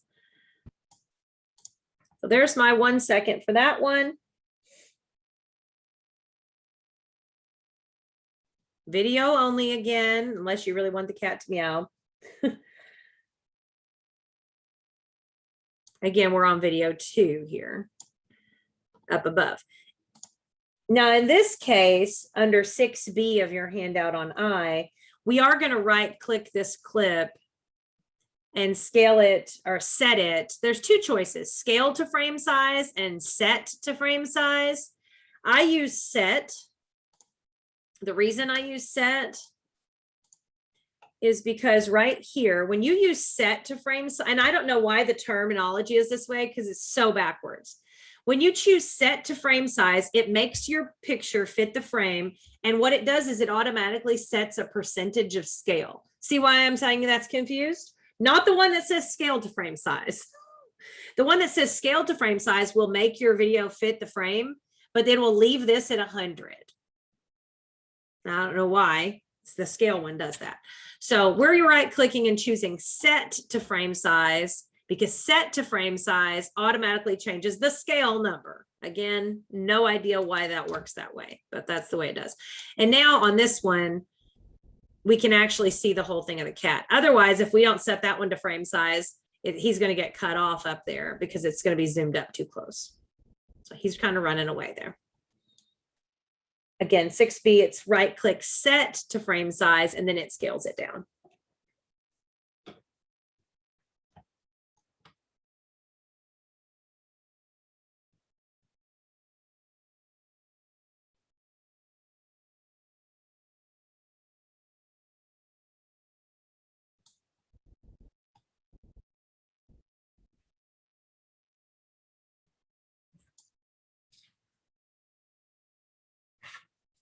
All right, now we are going to make him, we're going to put him in slow motion because he's kind of running away, and we're going to slow him down a bit. So also on this one, 6A, we're going to right click the clip of the cat running away. I never get a hold of it in the right place. The bottom part of the clip. If you ever get the wrong options, you're clicked in the wrong spot. All right, we're going to go to speed duration, which we've been to before. Remember, speed duration is either going to speed up or slow down the clip in addition to changing the time, because it does both. In our case here, we want him to go slower, so the speed is going to be a lower number. We're going to set it to 50%, so he's half speed, which means instead of 1 second, he's going to be 2 seconds long. So we hit OK, and there we go. Now he's going to be traveling a little slower. There we go. And that has that more creepy look to it. I've muted my audio so you can't hear the loud music all the time. Okay.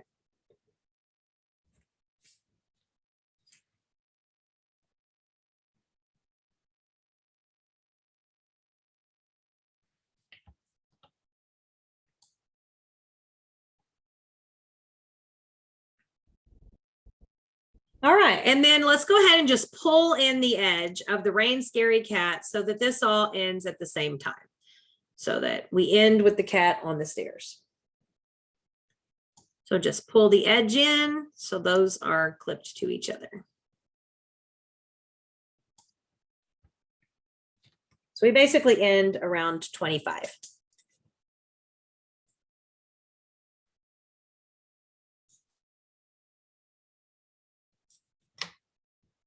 And then save. And we are on J.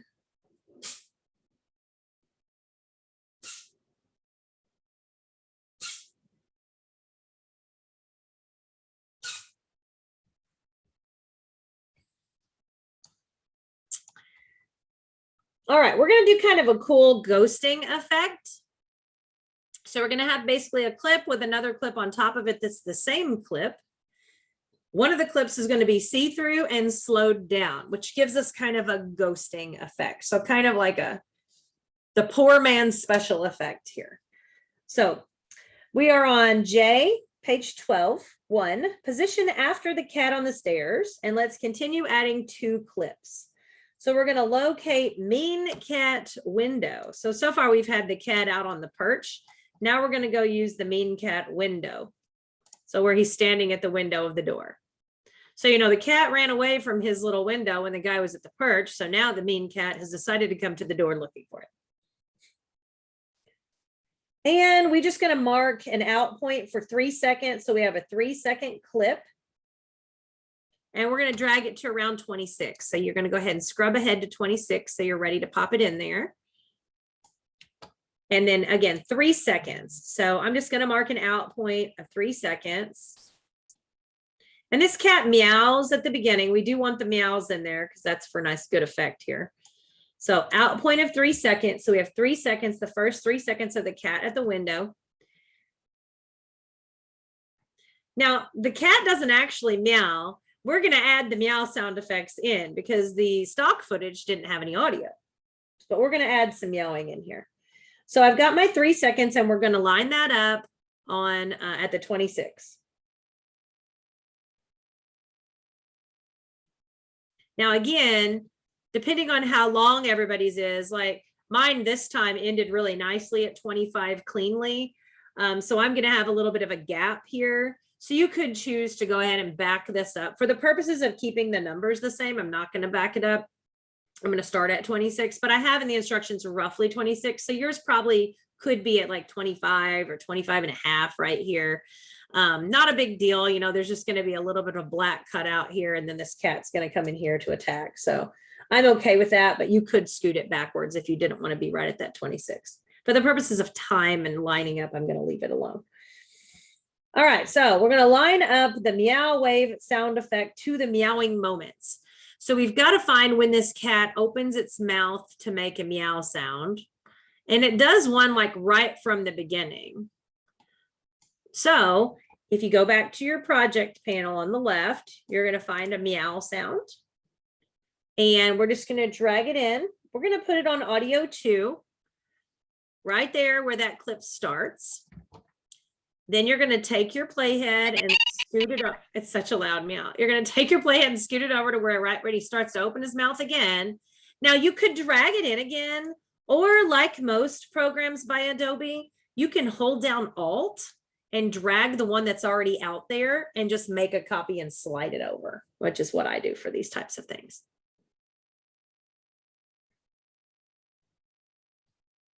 And again, if you want to turn the volume down on the meow, it's pretty loud. You can use your left bracket a few times to turn that meow sound down if it's too loud.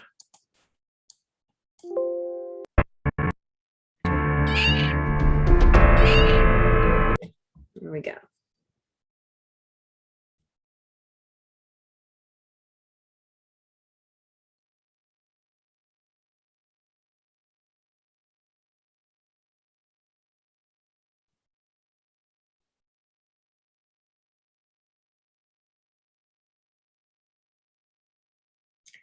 Okay, 1C.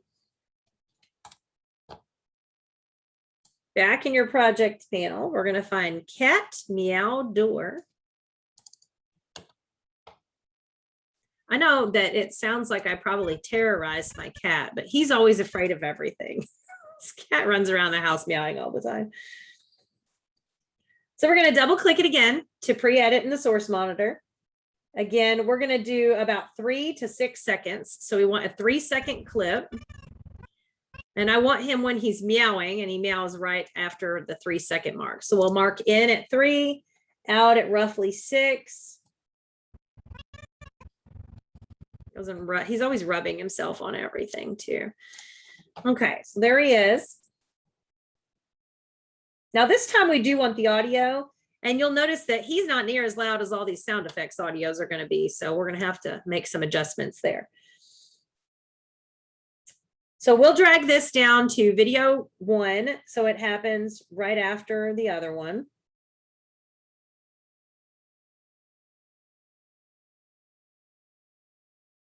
Oh, I think my other one should have been on video 1 too. I'll drag it down. Oops.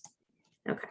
So now we'll take him in here and put him right next to the other guy on video 1. So we go from the mean cat, my little scaredy cat.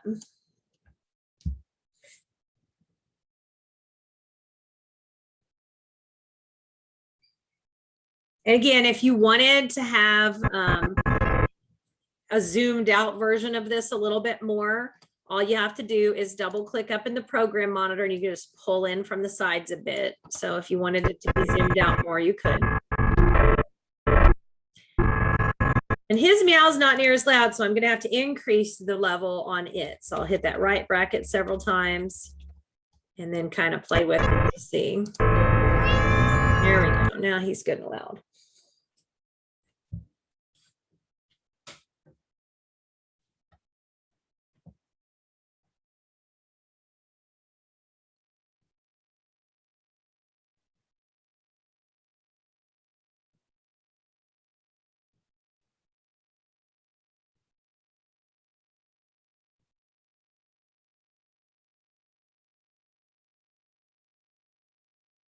Okay. Now we are going to have to be consistent. So if you resized this one, you're going to have to find out exactly what you scaled it to. And we'll actually go ahead and open up effect controls here just to match. So I've got my cat here, my cat meow door right here. We're going to go ahead and just be consistent and set that scale to 69%. So I'll just type it in and hit enter. So it's at a specific size on there. And then we're going to duplicate this. So we have two of these right on top of each other. All you have to do is hold down the Alt key and just drag up. And now you have two. Incidentally, it doesn't like duplicate the sound, or I guess technically it does, but just merges it with the other sound. It doesn't put the sound on a different line, which is kind of annoying here. When it does this.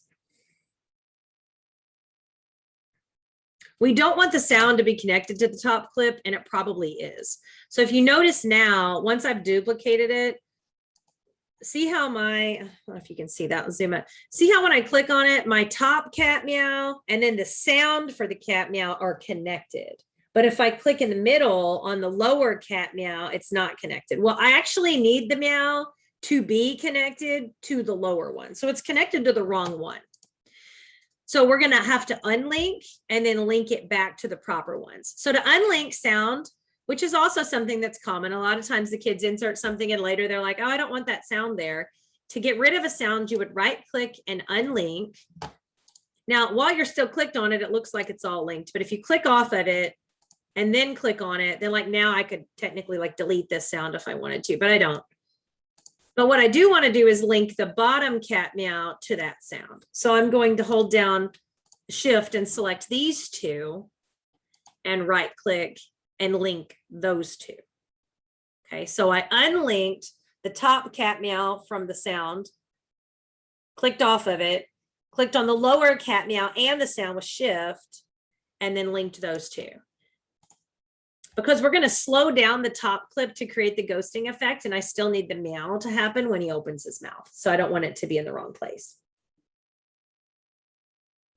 So that was kind of an annoying problem when I went through this. And then I was like, actually, it's a good thing, I guess, because you probably need to know how to link and unlink. So that kind of takes care of that.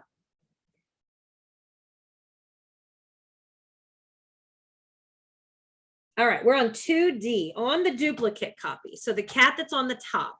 Okay, we're going to go up to the effect controls, and we've messed with motion and rotation and all these things, but the one we haven't messed with in the past is opacity. And if you know anything about opacity, that has to do with being able to see through. This isn't going to do anything initially under opacity, but we're going to set it to 50 because it's basically the same clip over the same clip for now. But we're going to make that top one start later and move slower. And then because it's see-through, it's going to have a ghosting effect. Okay. So again, on the top cat meow, in the effect controls, we're modifying the opacity, the see-through, to 50%. And then we're just going to slow down the top clip a little bit and then trim it so it'll match the lower line. So we'll right click it and go to speed duration. We're not going to do a lot. We're just going to do 85% on this. So we're not going to slow it down too much.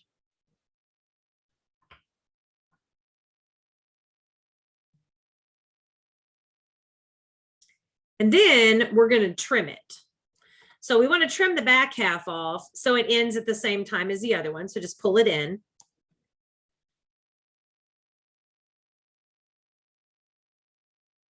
And then we're going to trim the head of the tip, the clip in just about a second to roughly that 30-second mark, depending on where yours is at.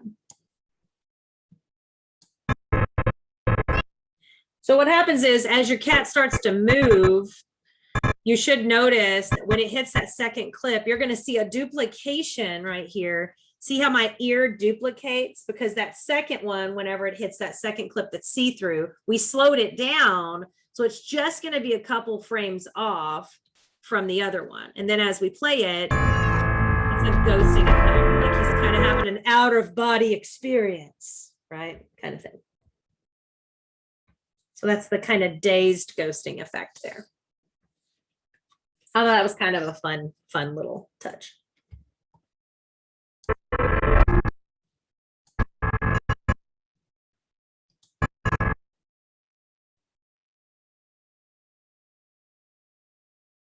Okay.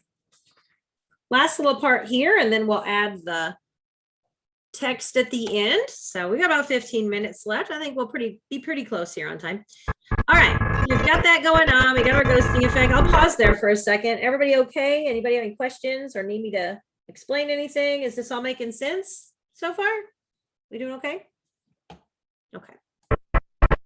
All right. So we're going to position after the ghosting cat. We're going to drag in 2 clips onto video 1. So it's going to go on video 1. So in your project panel on the left, locate mean cat window again.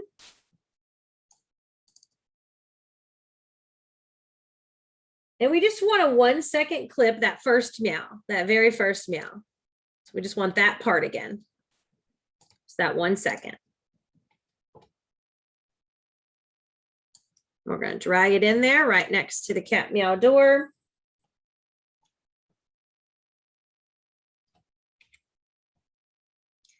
Go steal the kitty cat meow that's over there on audio 2. Just alt drag because we need it to meow again and pull that down.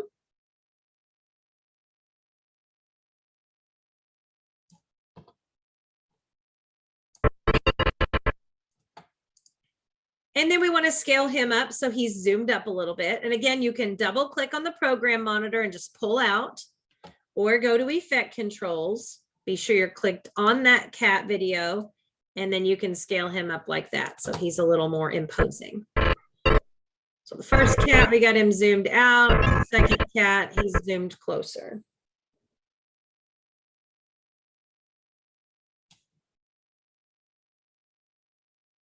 And again, to get that meow in there, we just find one of the meows that's already on there, hold down Alt and drag to create a copy, and just line it up at the beginning of that clip.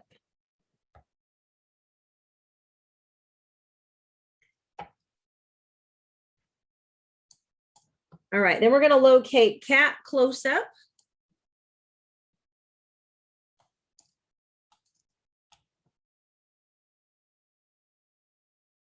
And just, we want 2 seconds of video. So just set an out point at about 2 seconds.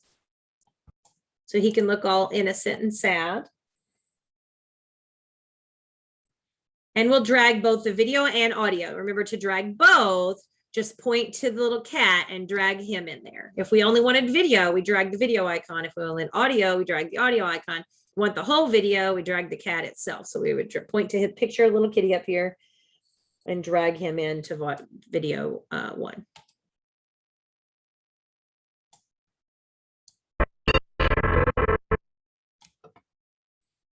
And you could zoom him out. I think there's pretty good effect with him being like super zoomed in on this one. So I kind of like it.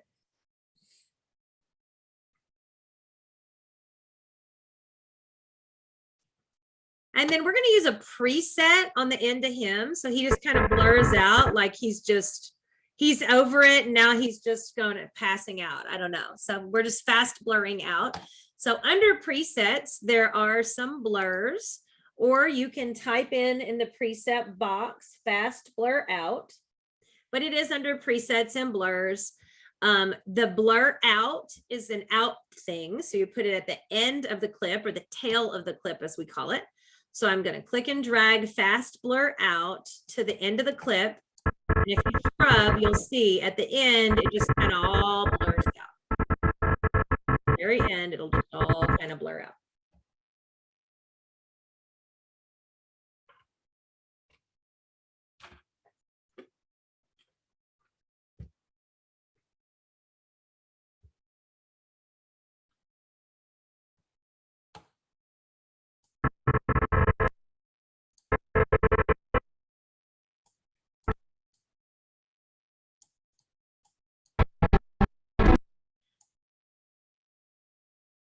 Be sure to save once you have that on there. And then once you've got that, we're going to scrub over again. So we have another drop to black to about that 36-second mark. And we'll add the text to finish this off.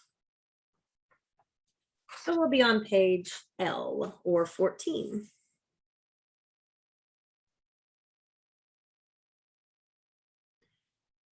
Now for this, we're going to deal with titles. And if you have not used the more current versions of Premiere, titles may work a little bit differently. Pretty much, I think everything in this workshop should work just fine with CC 2018 and up. I think we're good in 18 and up.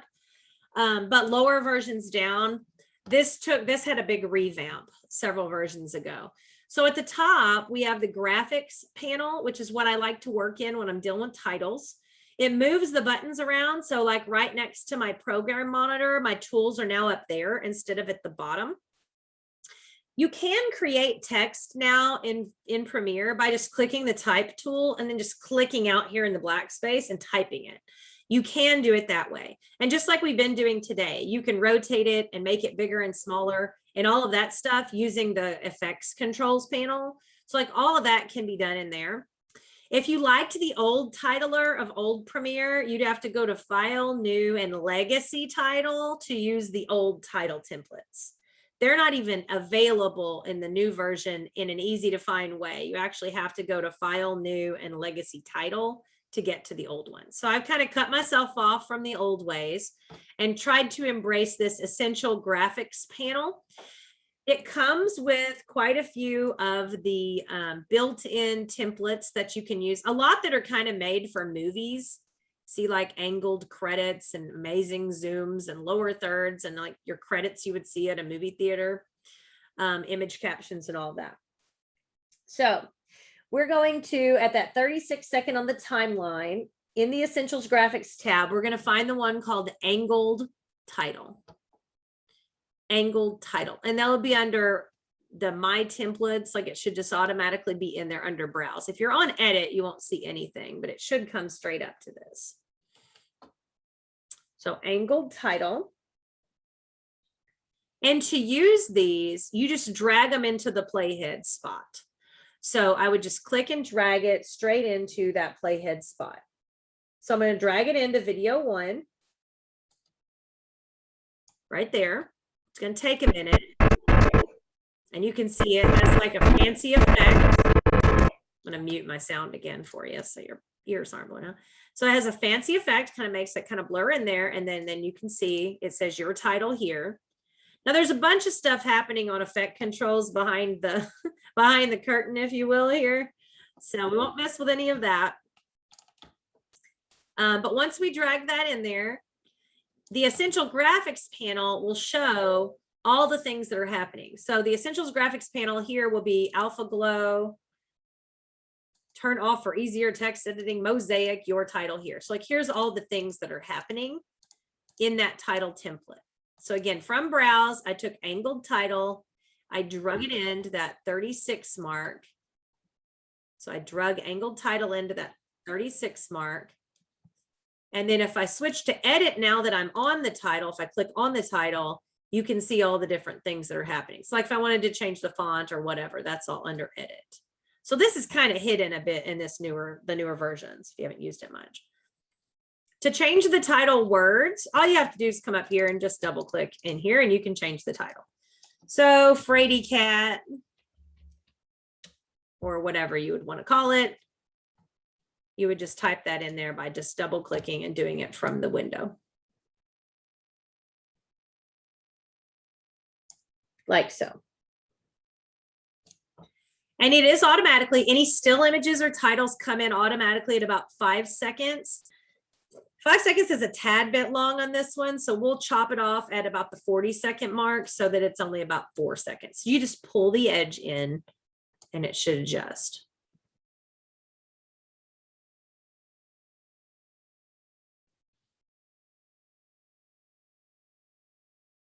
And again, all the other things that you can change about the text are over in this Essential Graphics panel. So if I'm clicked on the text at the top, I can change the fill, I can change the shadow, I can change the font. All that stuff is over here in the right-hand side. Again, I switched to the graphics workspace earlier, so that's why I have these buttons over here. I'm not in the effects workspace now, I'm in the graphics workspace.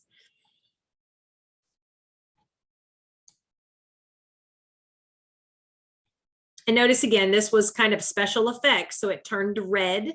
So this may not be playing in real time. I would have to render by pushing enter to do that. Now we'll just repeat this process on the higher line, starting a tiny bit lower if you wanted to, as far as time goes. You can make it stop just a little bit later. You can just kind of use your own judgment on that, but you're going to go back to add. So click off of it, go back to browse, and then you can add an additional text effect and drag it, or text template, and drag it to the higher line. So the one I have on here this time is the bold image caption. So you would find bold image caption, pull it in. I'm going to go ahead and just trim this one down like so. And it's going to say image caption here. So again, I'm going to double click that. And then I would say, coming Halloween 2021 or whatever you want it to say.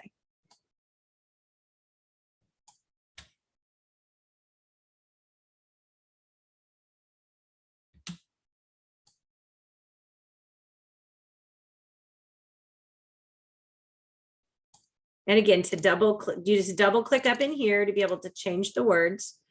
When you're clicked on your title, in the essential graphics, you'll be able to see where the words are, and you can see where you can change colors. And notice, like on the coming soon part, there's two shapes. That's those two lines. So if I wanted those to be a different color, I would just click on those in that essential graphics panel at the top, and then down there at the bottom, there's places for me to change those colors.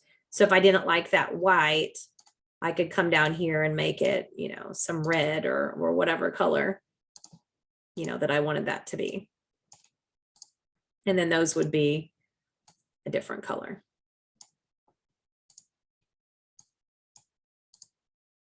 Like so.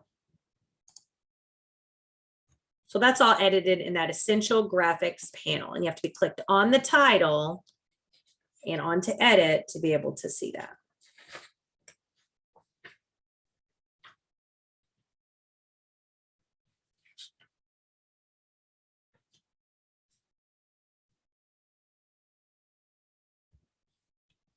All right, we get the titles.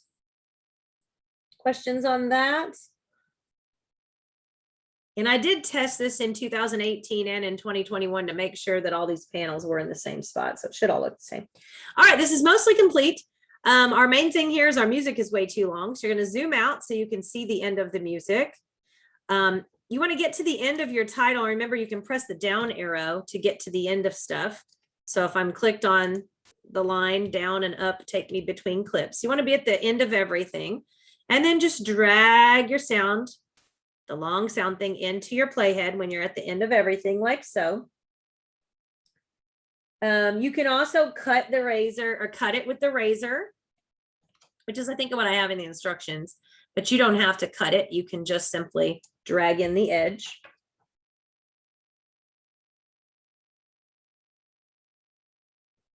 And then to fade out the audio gradually, we need an effect. I'm going to go back to my effects panel and my effects workspace, just because I like to switch back and forth as needed here.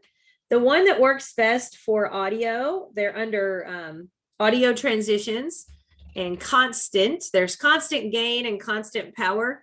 See how constant power has a blue line around it? That means it's the default transition for audio. So that's the one I'm going to use. So I would just drag constant power down to the end, to the tail of that audio. And that means that at the end, it will fade out over the course of that transition. Hear how it fades out there at the end. If you wanted to fade out over a longer period, you can grab a hold of the left edge of those little yellow transition boxes and pull. And if you drag that left edge out, it would make that fade happen over a longer period of time. So you can edit where that stops. So like I'll pull this one like over here, so it'll start fading out even sooner.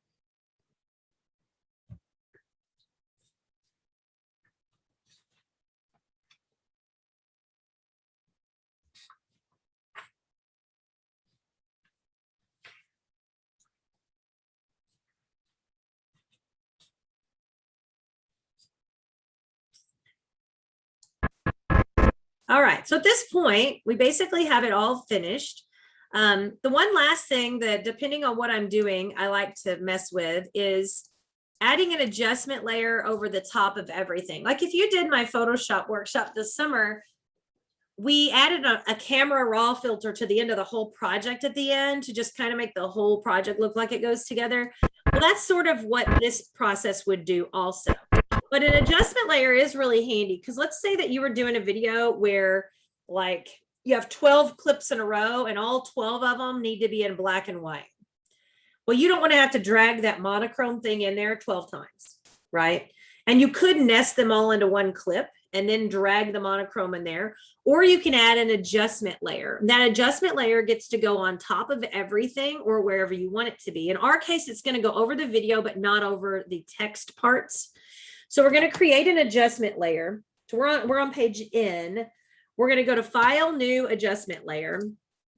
You can also create it from down on the bottom. It won't work if you're not clicked in the project panel. So you do have to be clicked in the project panel or it doesn't show up. And you can also do it from the project panel. And it's down in the corner. There's like a little new piece of paper button thing. You can do it from down there. But again, you do have to be in the project panel. And I do have that written in the instructions because it is easy to not be on there. So you click New Adjustment Layer. You say okay. It just puts this random thing in your project called Adjustment Layer. We're going to call it Color BAM. So underneath it, instead of Adjustment Layer, we're going to call it Color BAM. And then you want to zoom out so you can see all your clips because we're going to drag that adjustment layer in here. And we're going to just drag and make it long enough to where it doesn't mess with the title at the beginning or the logo at the beginning when it zooms in, and it doesn't mess with the titles at the end. We are just going to want it to be over that middle section. So I'm going to drag this Color BAM adjustment layer in here to the highest video layer. And then I'm just going to drag the edge of it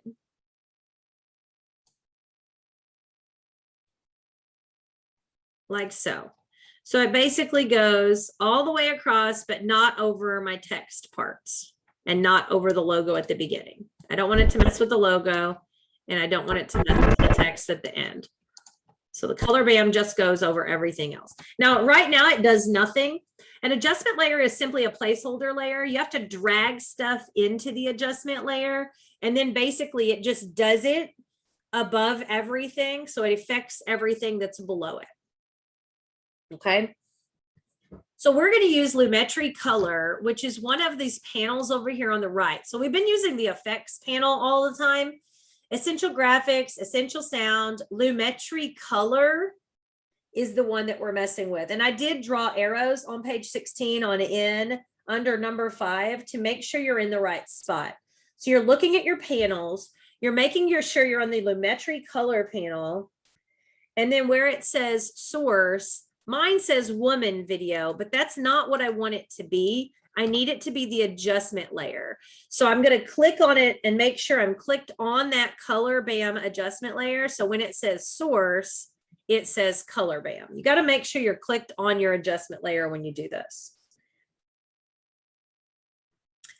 And then all you have to do is choose a creative look and it will apply it to your adjustment.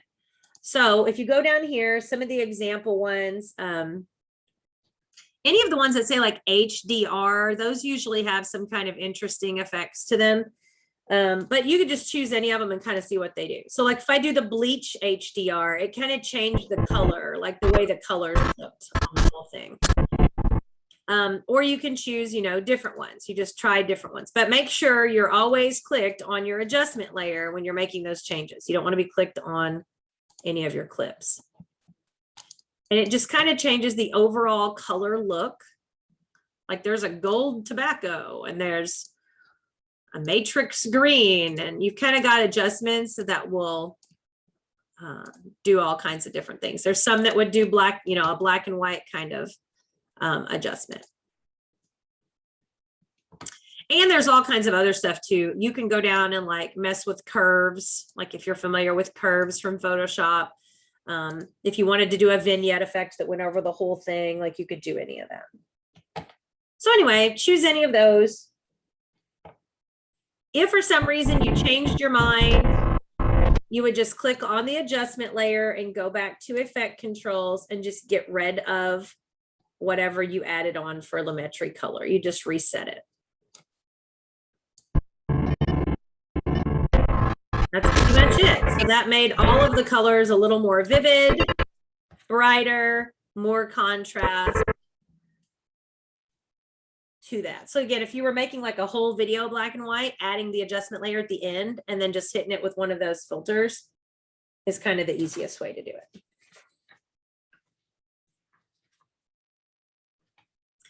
All right. Our last step is to export, which won't take very long, but I'm looking at time. So I'm 5 minutes over. I have a bonus effect on here, which I'm guessing when I do my regular one, I won't have time to get to unless people want to stay late.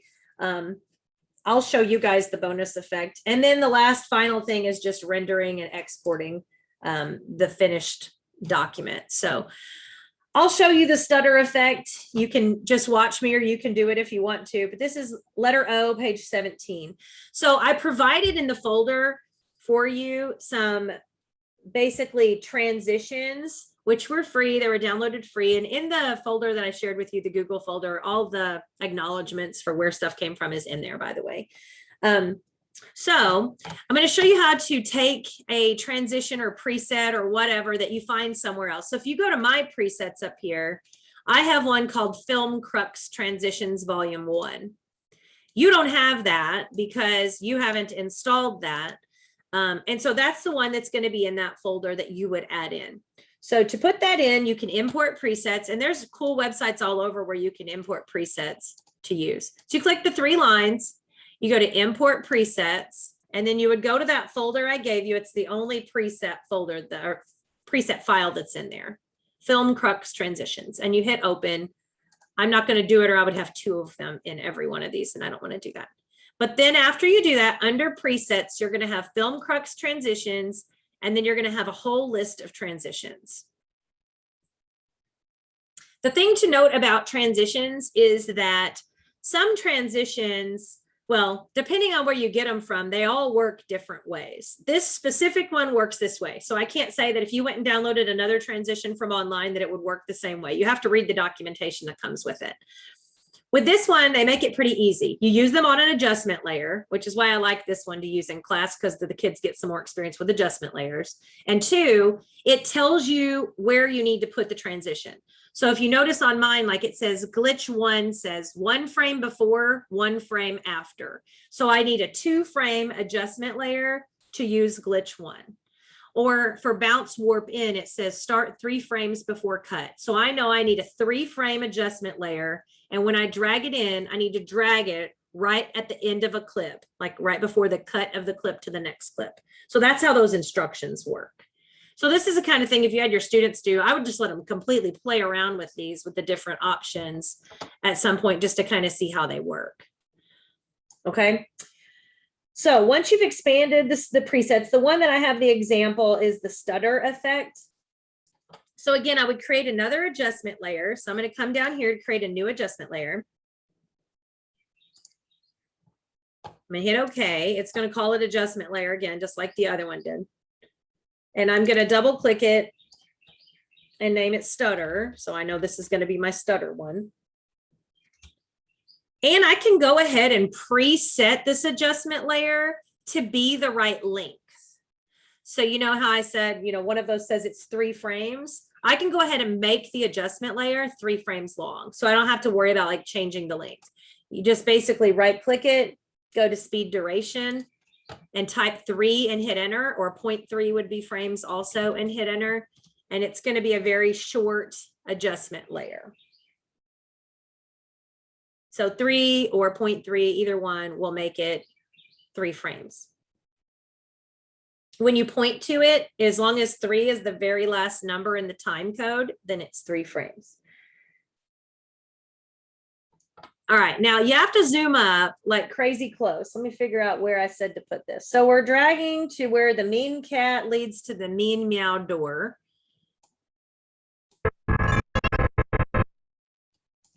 So right in there, about 29 seconds, it looks like ish. And I'm just zoomed, it's about as far as I can get in right here. So mean cat window meets mean cat door, or mean cat meow door, right there where that happens. So my playhead jumps 1 frame now. That's what it does. Okay. It jumps 1 frame each time I move it because I'm zoomed all the way in to the frame level. All right. So now I'm just going to drag my adjustment layer at the end of mean cat window. So I'm going to take stutter. I'm going to drag it up here, right there. And the instruction on stutter says stutter start 3 frames before cut. So that's how I know that's where this goes. It's 3 frames long and it's right before the cut. Okay, so that's basically it. Now it doesn't do anything yet because I haven't drugged stutter onto the adjustment layer. So once I've done this, all I have to do is drag stutter onto that adjustment layer. And then if you just kind of slowly back up frame by frame, you'll see what it does. So there's my cat. Then it does this like weird kind of funky blast off sort of thing. And then when it cuts from one to the next, it happens really fast because these are like super fast transitions, but that's basically how these work.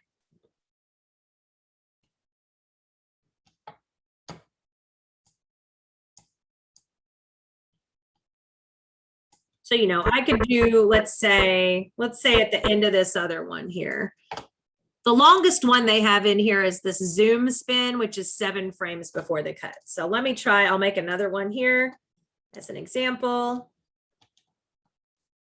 I'm going to call this zoom spin. It's 7 frames long. So I'm going to set the speed duration to 7. And then I would place this one at the end of somewhere. The only place that I could find that I had room was down here. So I would take this adjustment layer, drop it in. It's 7 frames long. So I can put the zoom spin, for instance, down here. And you can see what this one would do. So it kind of spun around.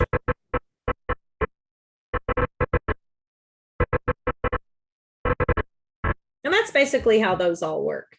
So as long as you know where to put them, and then you apply it to the adjustment layer, then you're kind of good to go on those. And the good news is you can always delete that adjustment layer and drag zoom spin in again, and then change it if you wanted to.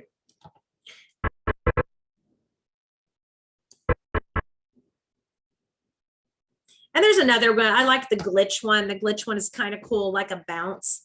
If you have like a long period of time where something's happening and like you just want something, you know, interesting to happen in the middle of, like even when this cat's like in the middle of yelling here, I could do like a glitch adjustment layer. I'll just do one more here since it doesn't take very long. So like say I call this one glitch. The glitch one is 1 frame before and 1 frame after. So I would just set the speed to 2 or duration to 2 frames. Just drag it in right in the middle of this clip somewhere and drag my glitch in. And then it would just do it to this clip. So like right when he meows, it just does this like glitch effect. So you could use those right in the middle of a clip. You don't necessarily have to use them at the beginning or the end, like it said.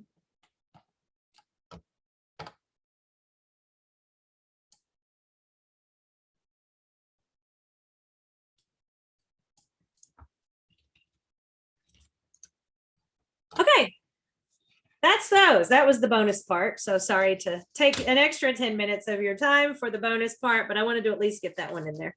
All right, when you're finished with the clip, the last step is, of course, to save and export and make sure that it's in the proper format. These days, most of the kids put things on YouTube, so YouTube format is kind of the go-to. When you're exporting, you want to be on your timeline. So you want to be over here. I'm on my cat video timeline anywhere, doesn't matter where. And you're going to go up to File, Export Media. Now, I do encourage the kids to watch it all the way through, but we're not going to do that right now, and to render it. So they would hit enter, and it would go ahead and render it all. And then they would watch it all the way through to make sure there was no like big mistakes. You kind of want to do that first so that you can fix the mistakes. For the sake of time, I'm not going to render. It will render it when you export it anyway. So you go to File, Export, and Media. It's all in the top row there. A box is going to come up. My box went to the other screen, so let me find it. There we go. The box is going to come up, and on the right-hand side, this is the one tricky part of Premiere to me, is trying to figure out what to do when you get to these boxes here. So the box is going to come up. The most common format these days is H.264. I did put that in the handout on page 18. If you go to YouTube itself and you ask what format do you want it in, YouTube's going to tell you to use the H.264 codec and an MP4 as the file. So H.264 is pretty much what we go with these days, pretty much standard. And then you can leave it to just match your source.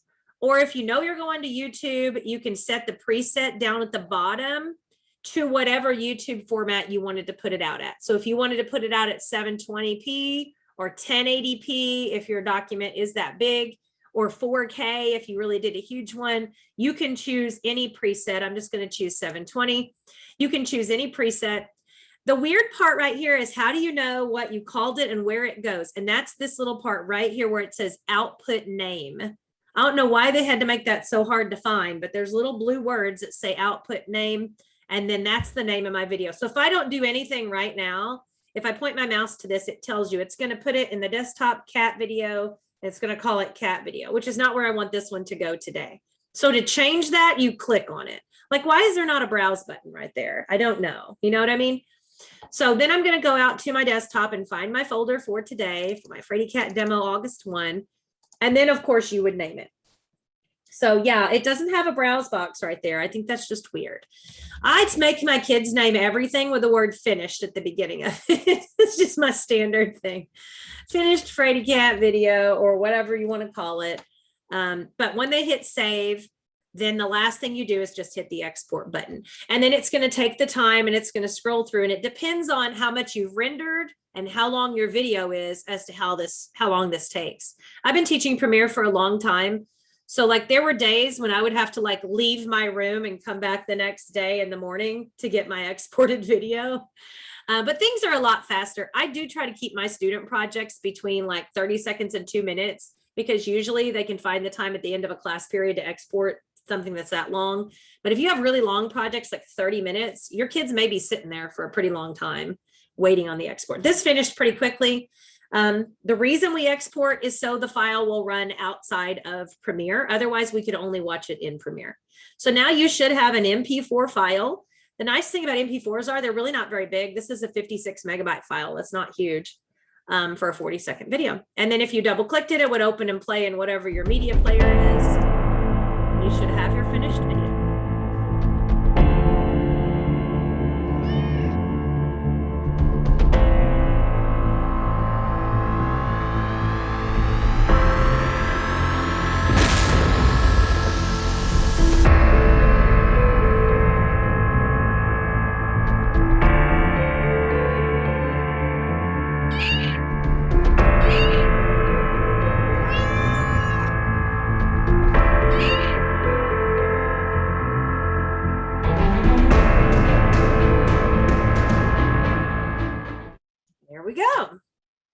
All right. Yeah, same thing. Render days are important if you're doing big projects.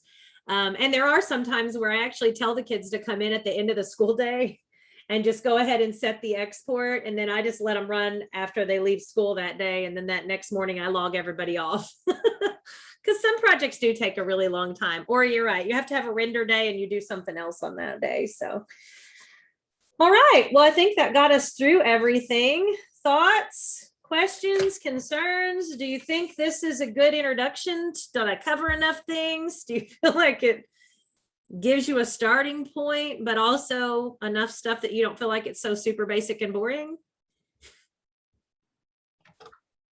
Yeah, for me, I have experience with Adobe, so that helped. But Yeah. I'm new to Adobe Premiere, and I thought this, like, I followed along. It was great. I learned so much. So thank you. Hey, okay, good, good. It's hard to figure out what to do. And I probably should have said this would be 2.5 hours. I'll probably when I send the emails out for Thursday, I'll probably be like, this is closer to 2.5. And if people ask questions, obviously it'll take longer. But I think that compared to like Illustrator and Photoshop workshops that I've done, I feel like this one's easier to catch on to. Am I wrong? I don't know if maybe it's just that if you already are familiar with certain things, but like I feel like you don't have to switch tools near as often in Premiere, and things are sort of already in a sort of mapped out place. I did feel like as I was creating it, it got kind of repetitive. It's like make a subclip and add in and out points. But I mean, that is like you do a ton of that when you're doing videos. So I feel like you kind of have to, unless you don't want to have very many clips in the video. So anyway, and then I plan to, after school gets started on a weekend in September, add a kind of next level, I guess you would call it, Premiere, where I'd get into keyframing. So you guys who have familiarity with Premiere, I got into no keyframing. The presets did some of that for us. That Film Crux transition, that's all keyframed stuff. So I want to do a session that really focuses just on keyframing, moving things around the screen and positioning, kind of stuff like that. So that next level one, we'll get into some of those types of things. But anyway, I appreciate you guys so much for taking time out today and running through all of my stuff. Did you see any other errors or anything else that looked confusing on the handout? Which, I mean, handouts by themselves sometimes are just a little confusing, but I tried to be pretty thorough and give lots of pictures. So. And then, like I said, I have that note sheet in there, and in the folder, there is an answer key to that little note sheet. If I was doing this in class, obviously I would stop more in between things, and we would probably actually take time and fill out some of this together. So when I talked about the video lines and the audio lines and the time code, I would probably make them write that stuff down as we went through. So like in a classroom setting, this would probably take me double the length of time so I could stop and do some notes and that sort of thing. But anyway, all right. Well, I appreciate you guys so much for running through this with me. I got Photoshop from 4:30 to 8:30 tonight. So I'm going to go take me a break and get some sunshine. Actually try to look presentable for that one. You guys got me right after I'd been outside. So anyway, so thanks a lot. If you have any feedback at all, shoot me an email. Otherwise, thanks a bunch. Appreciate you guys.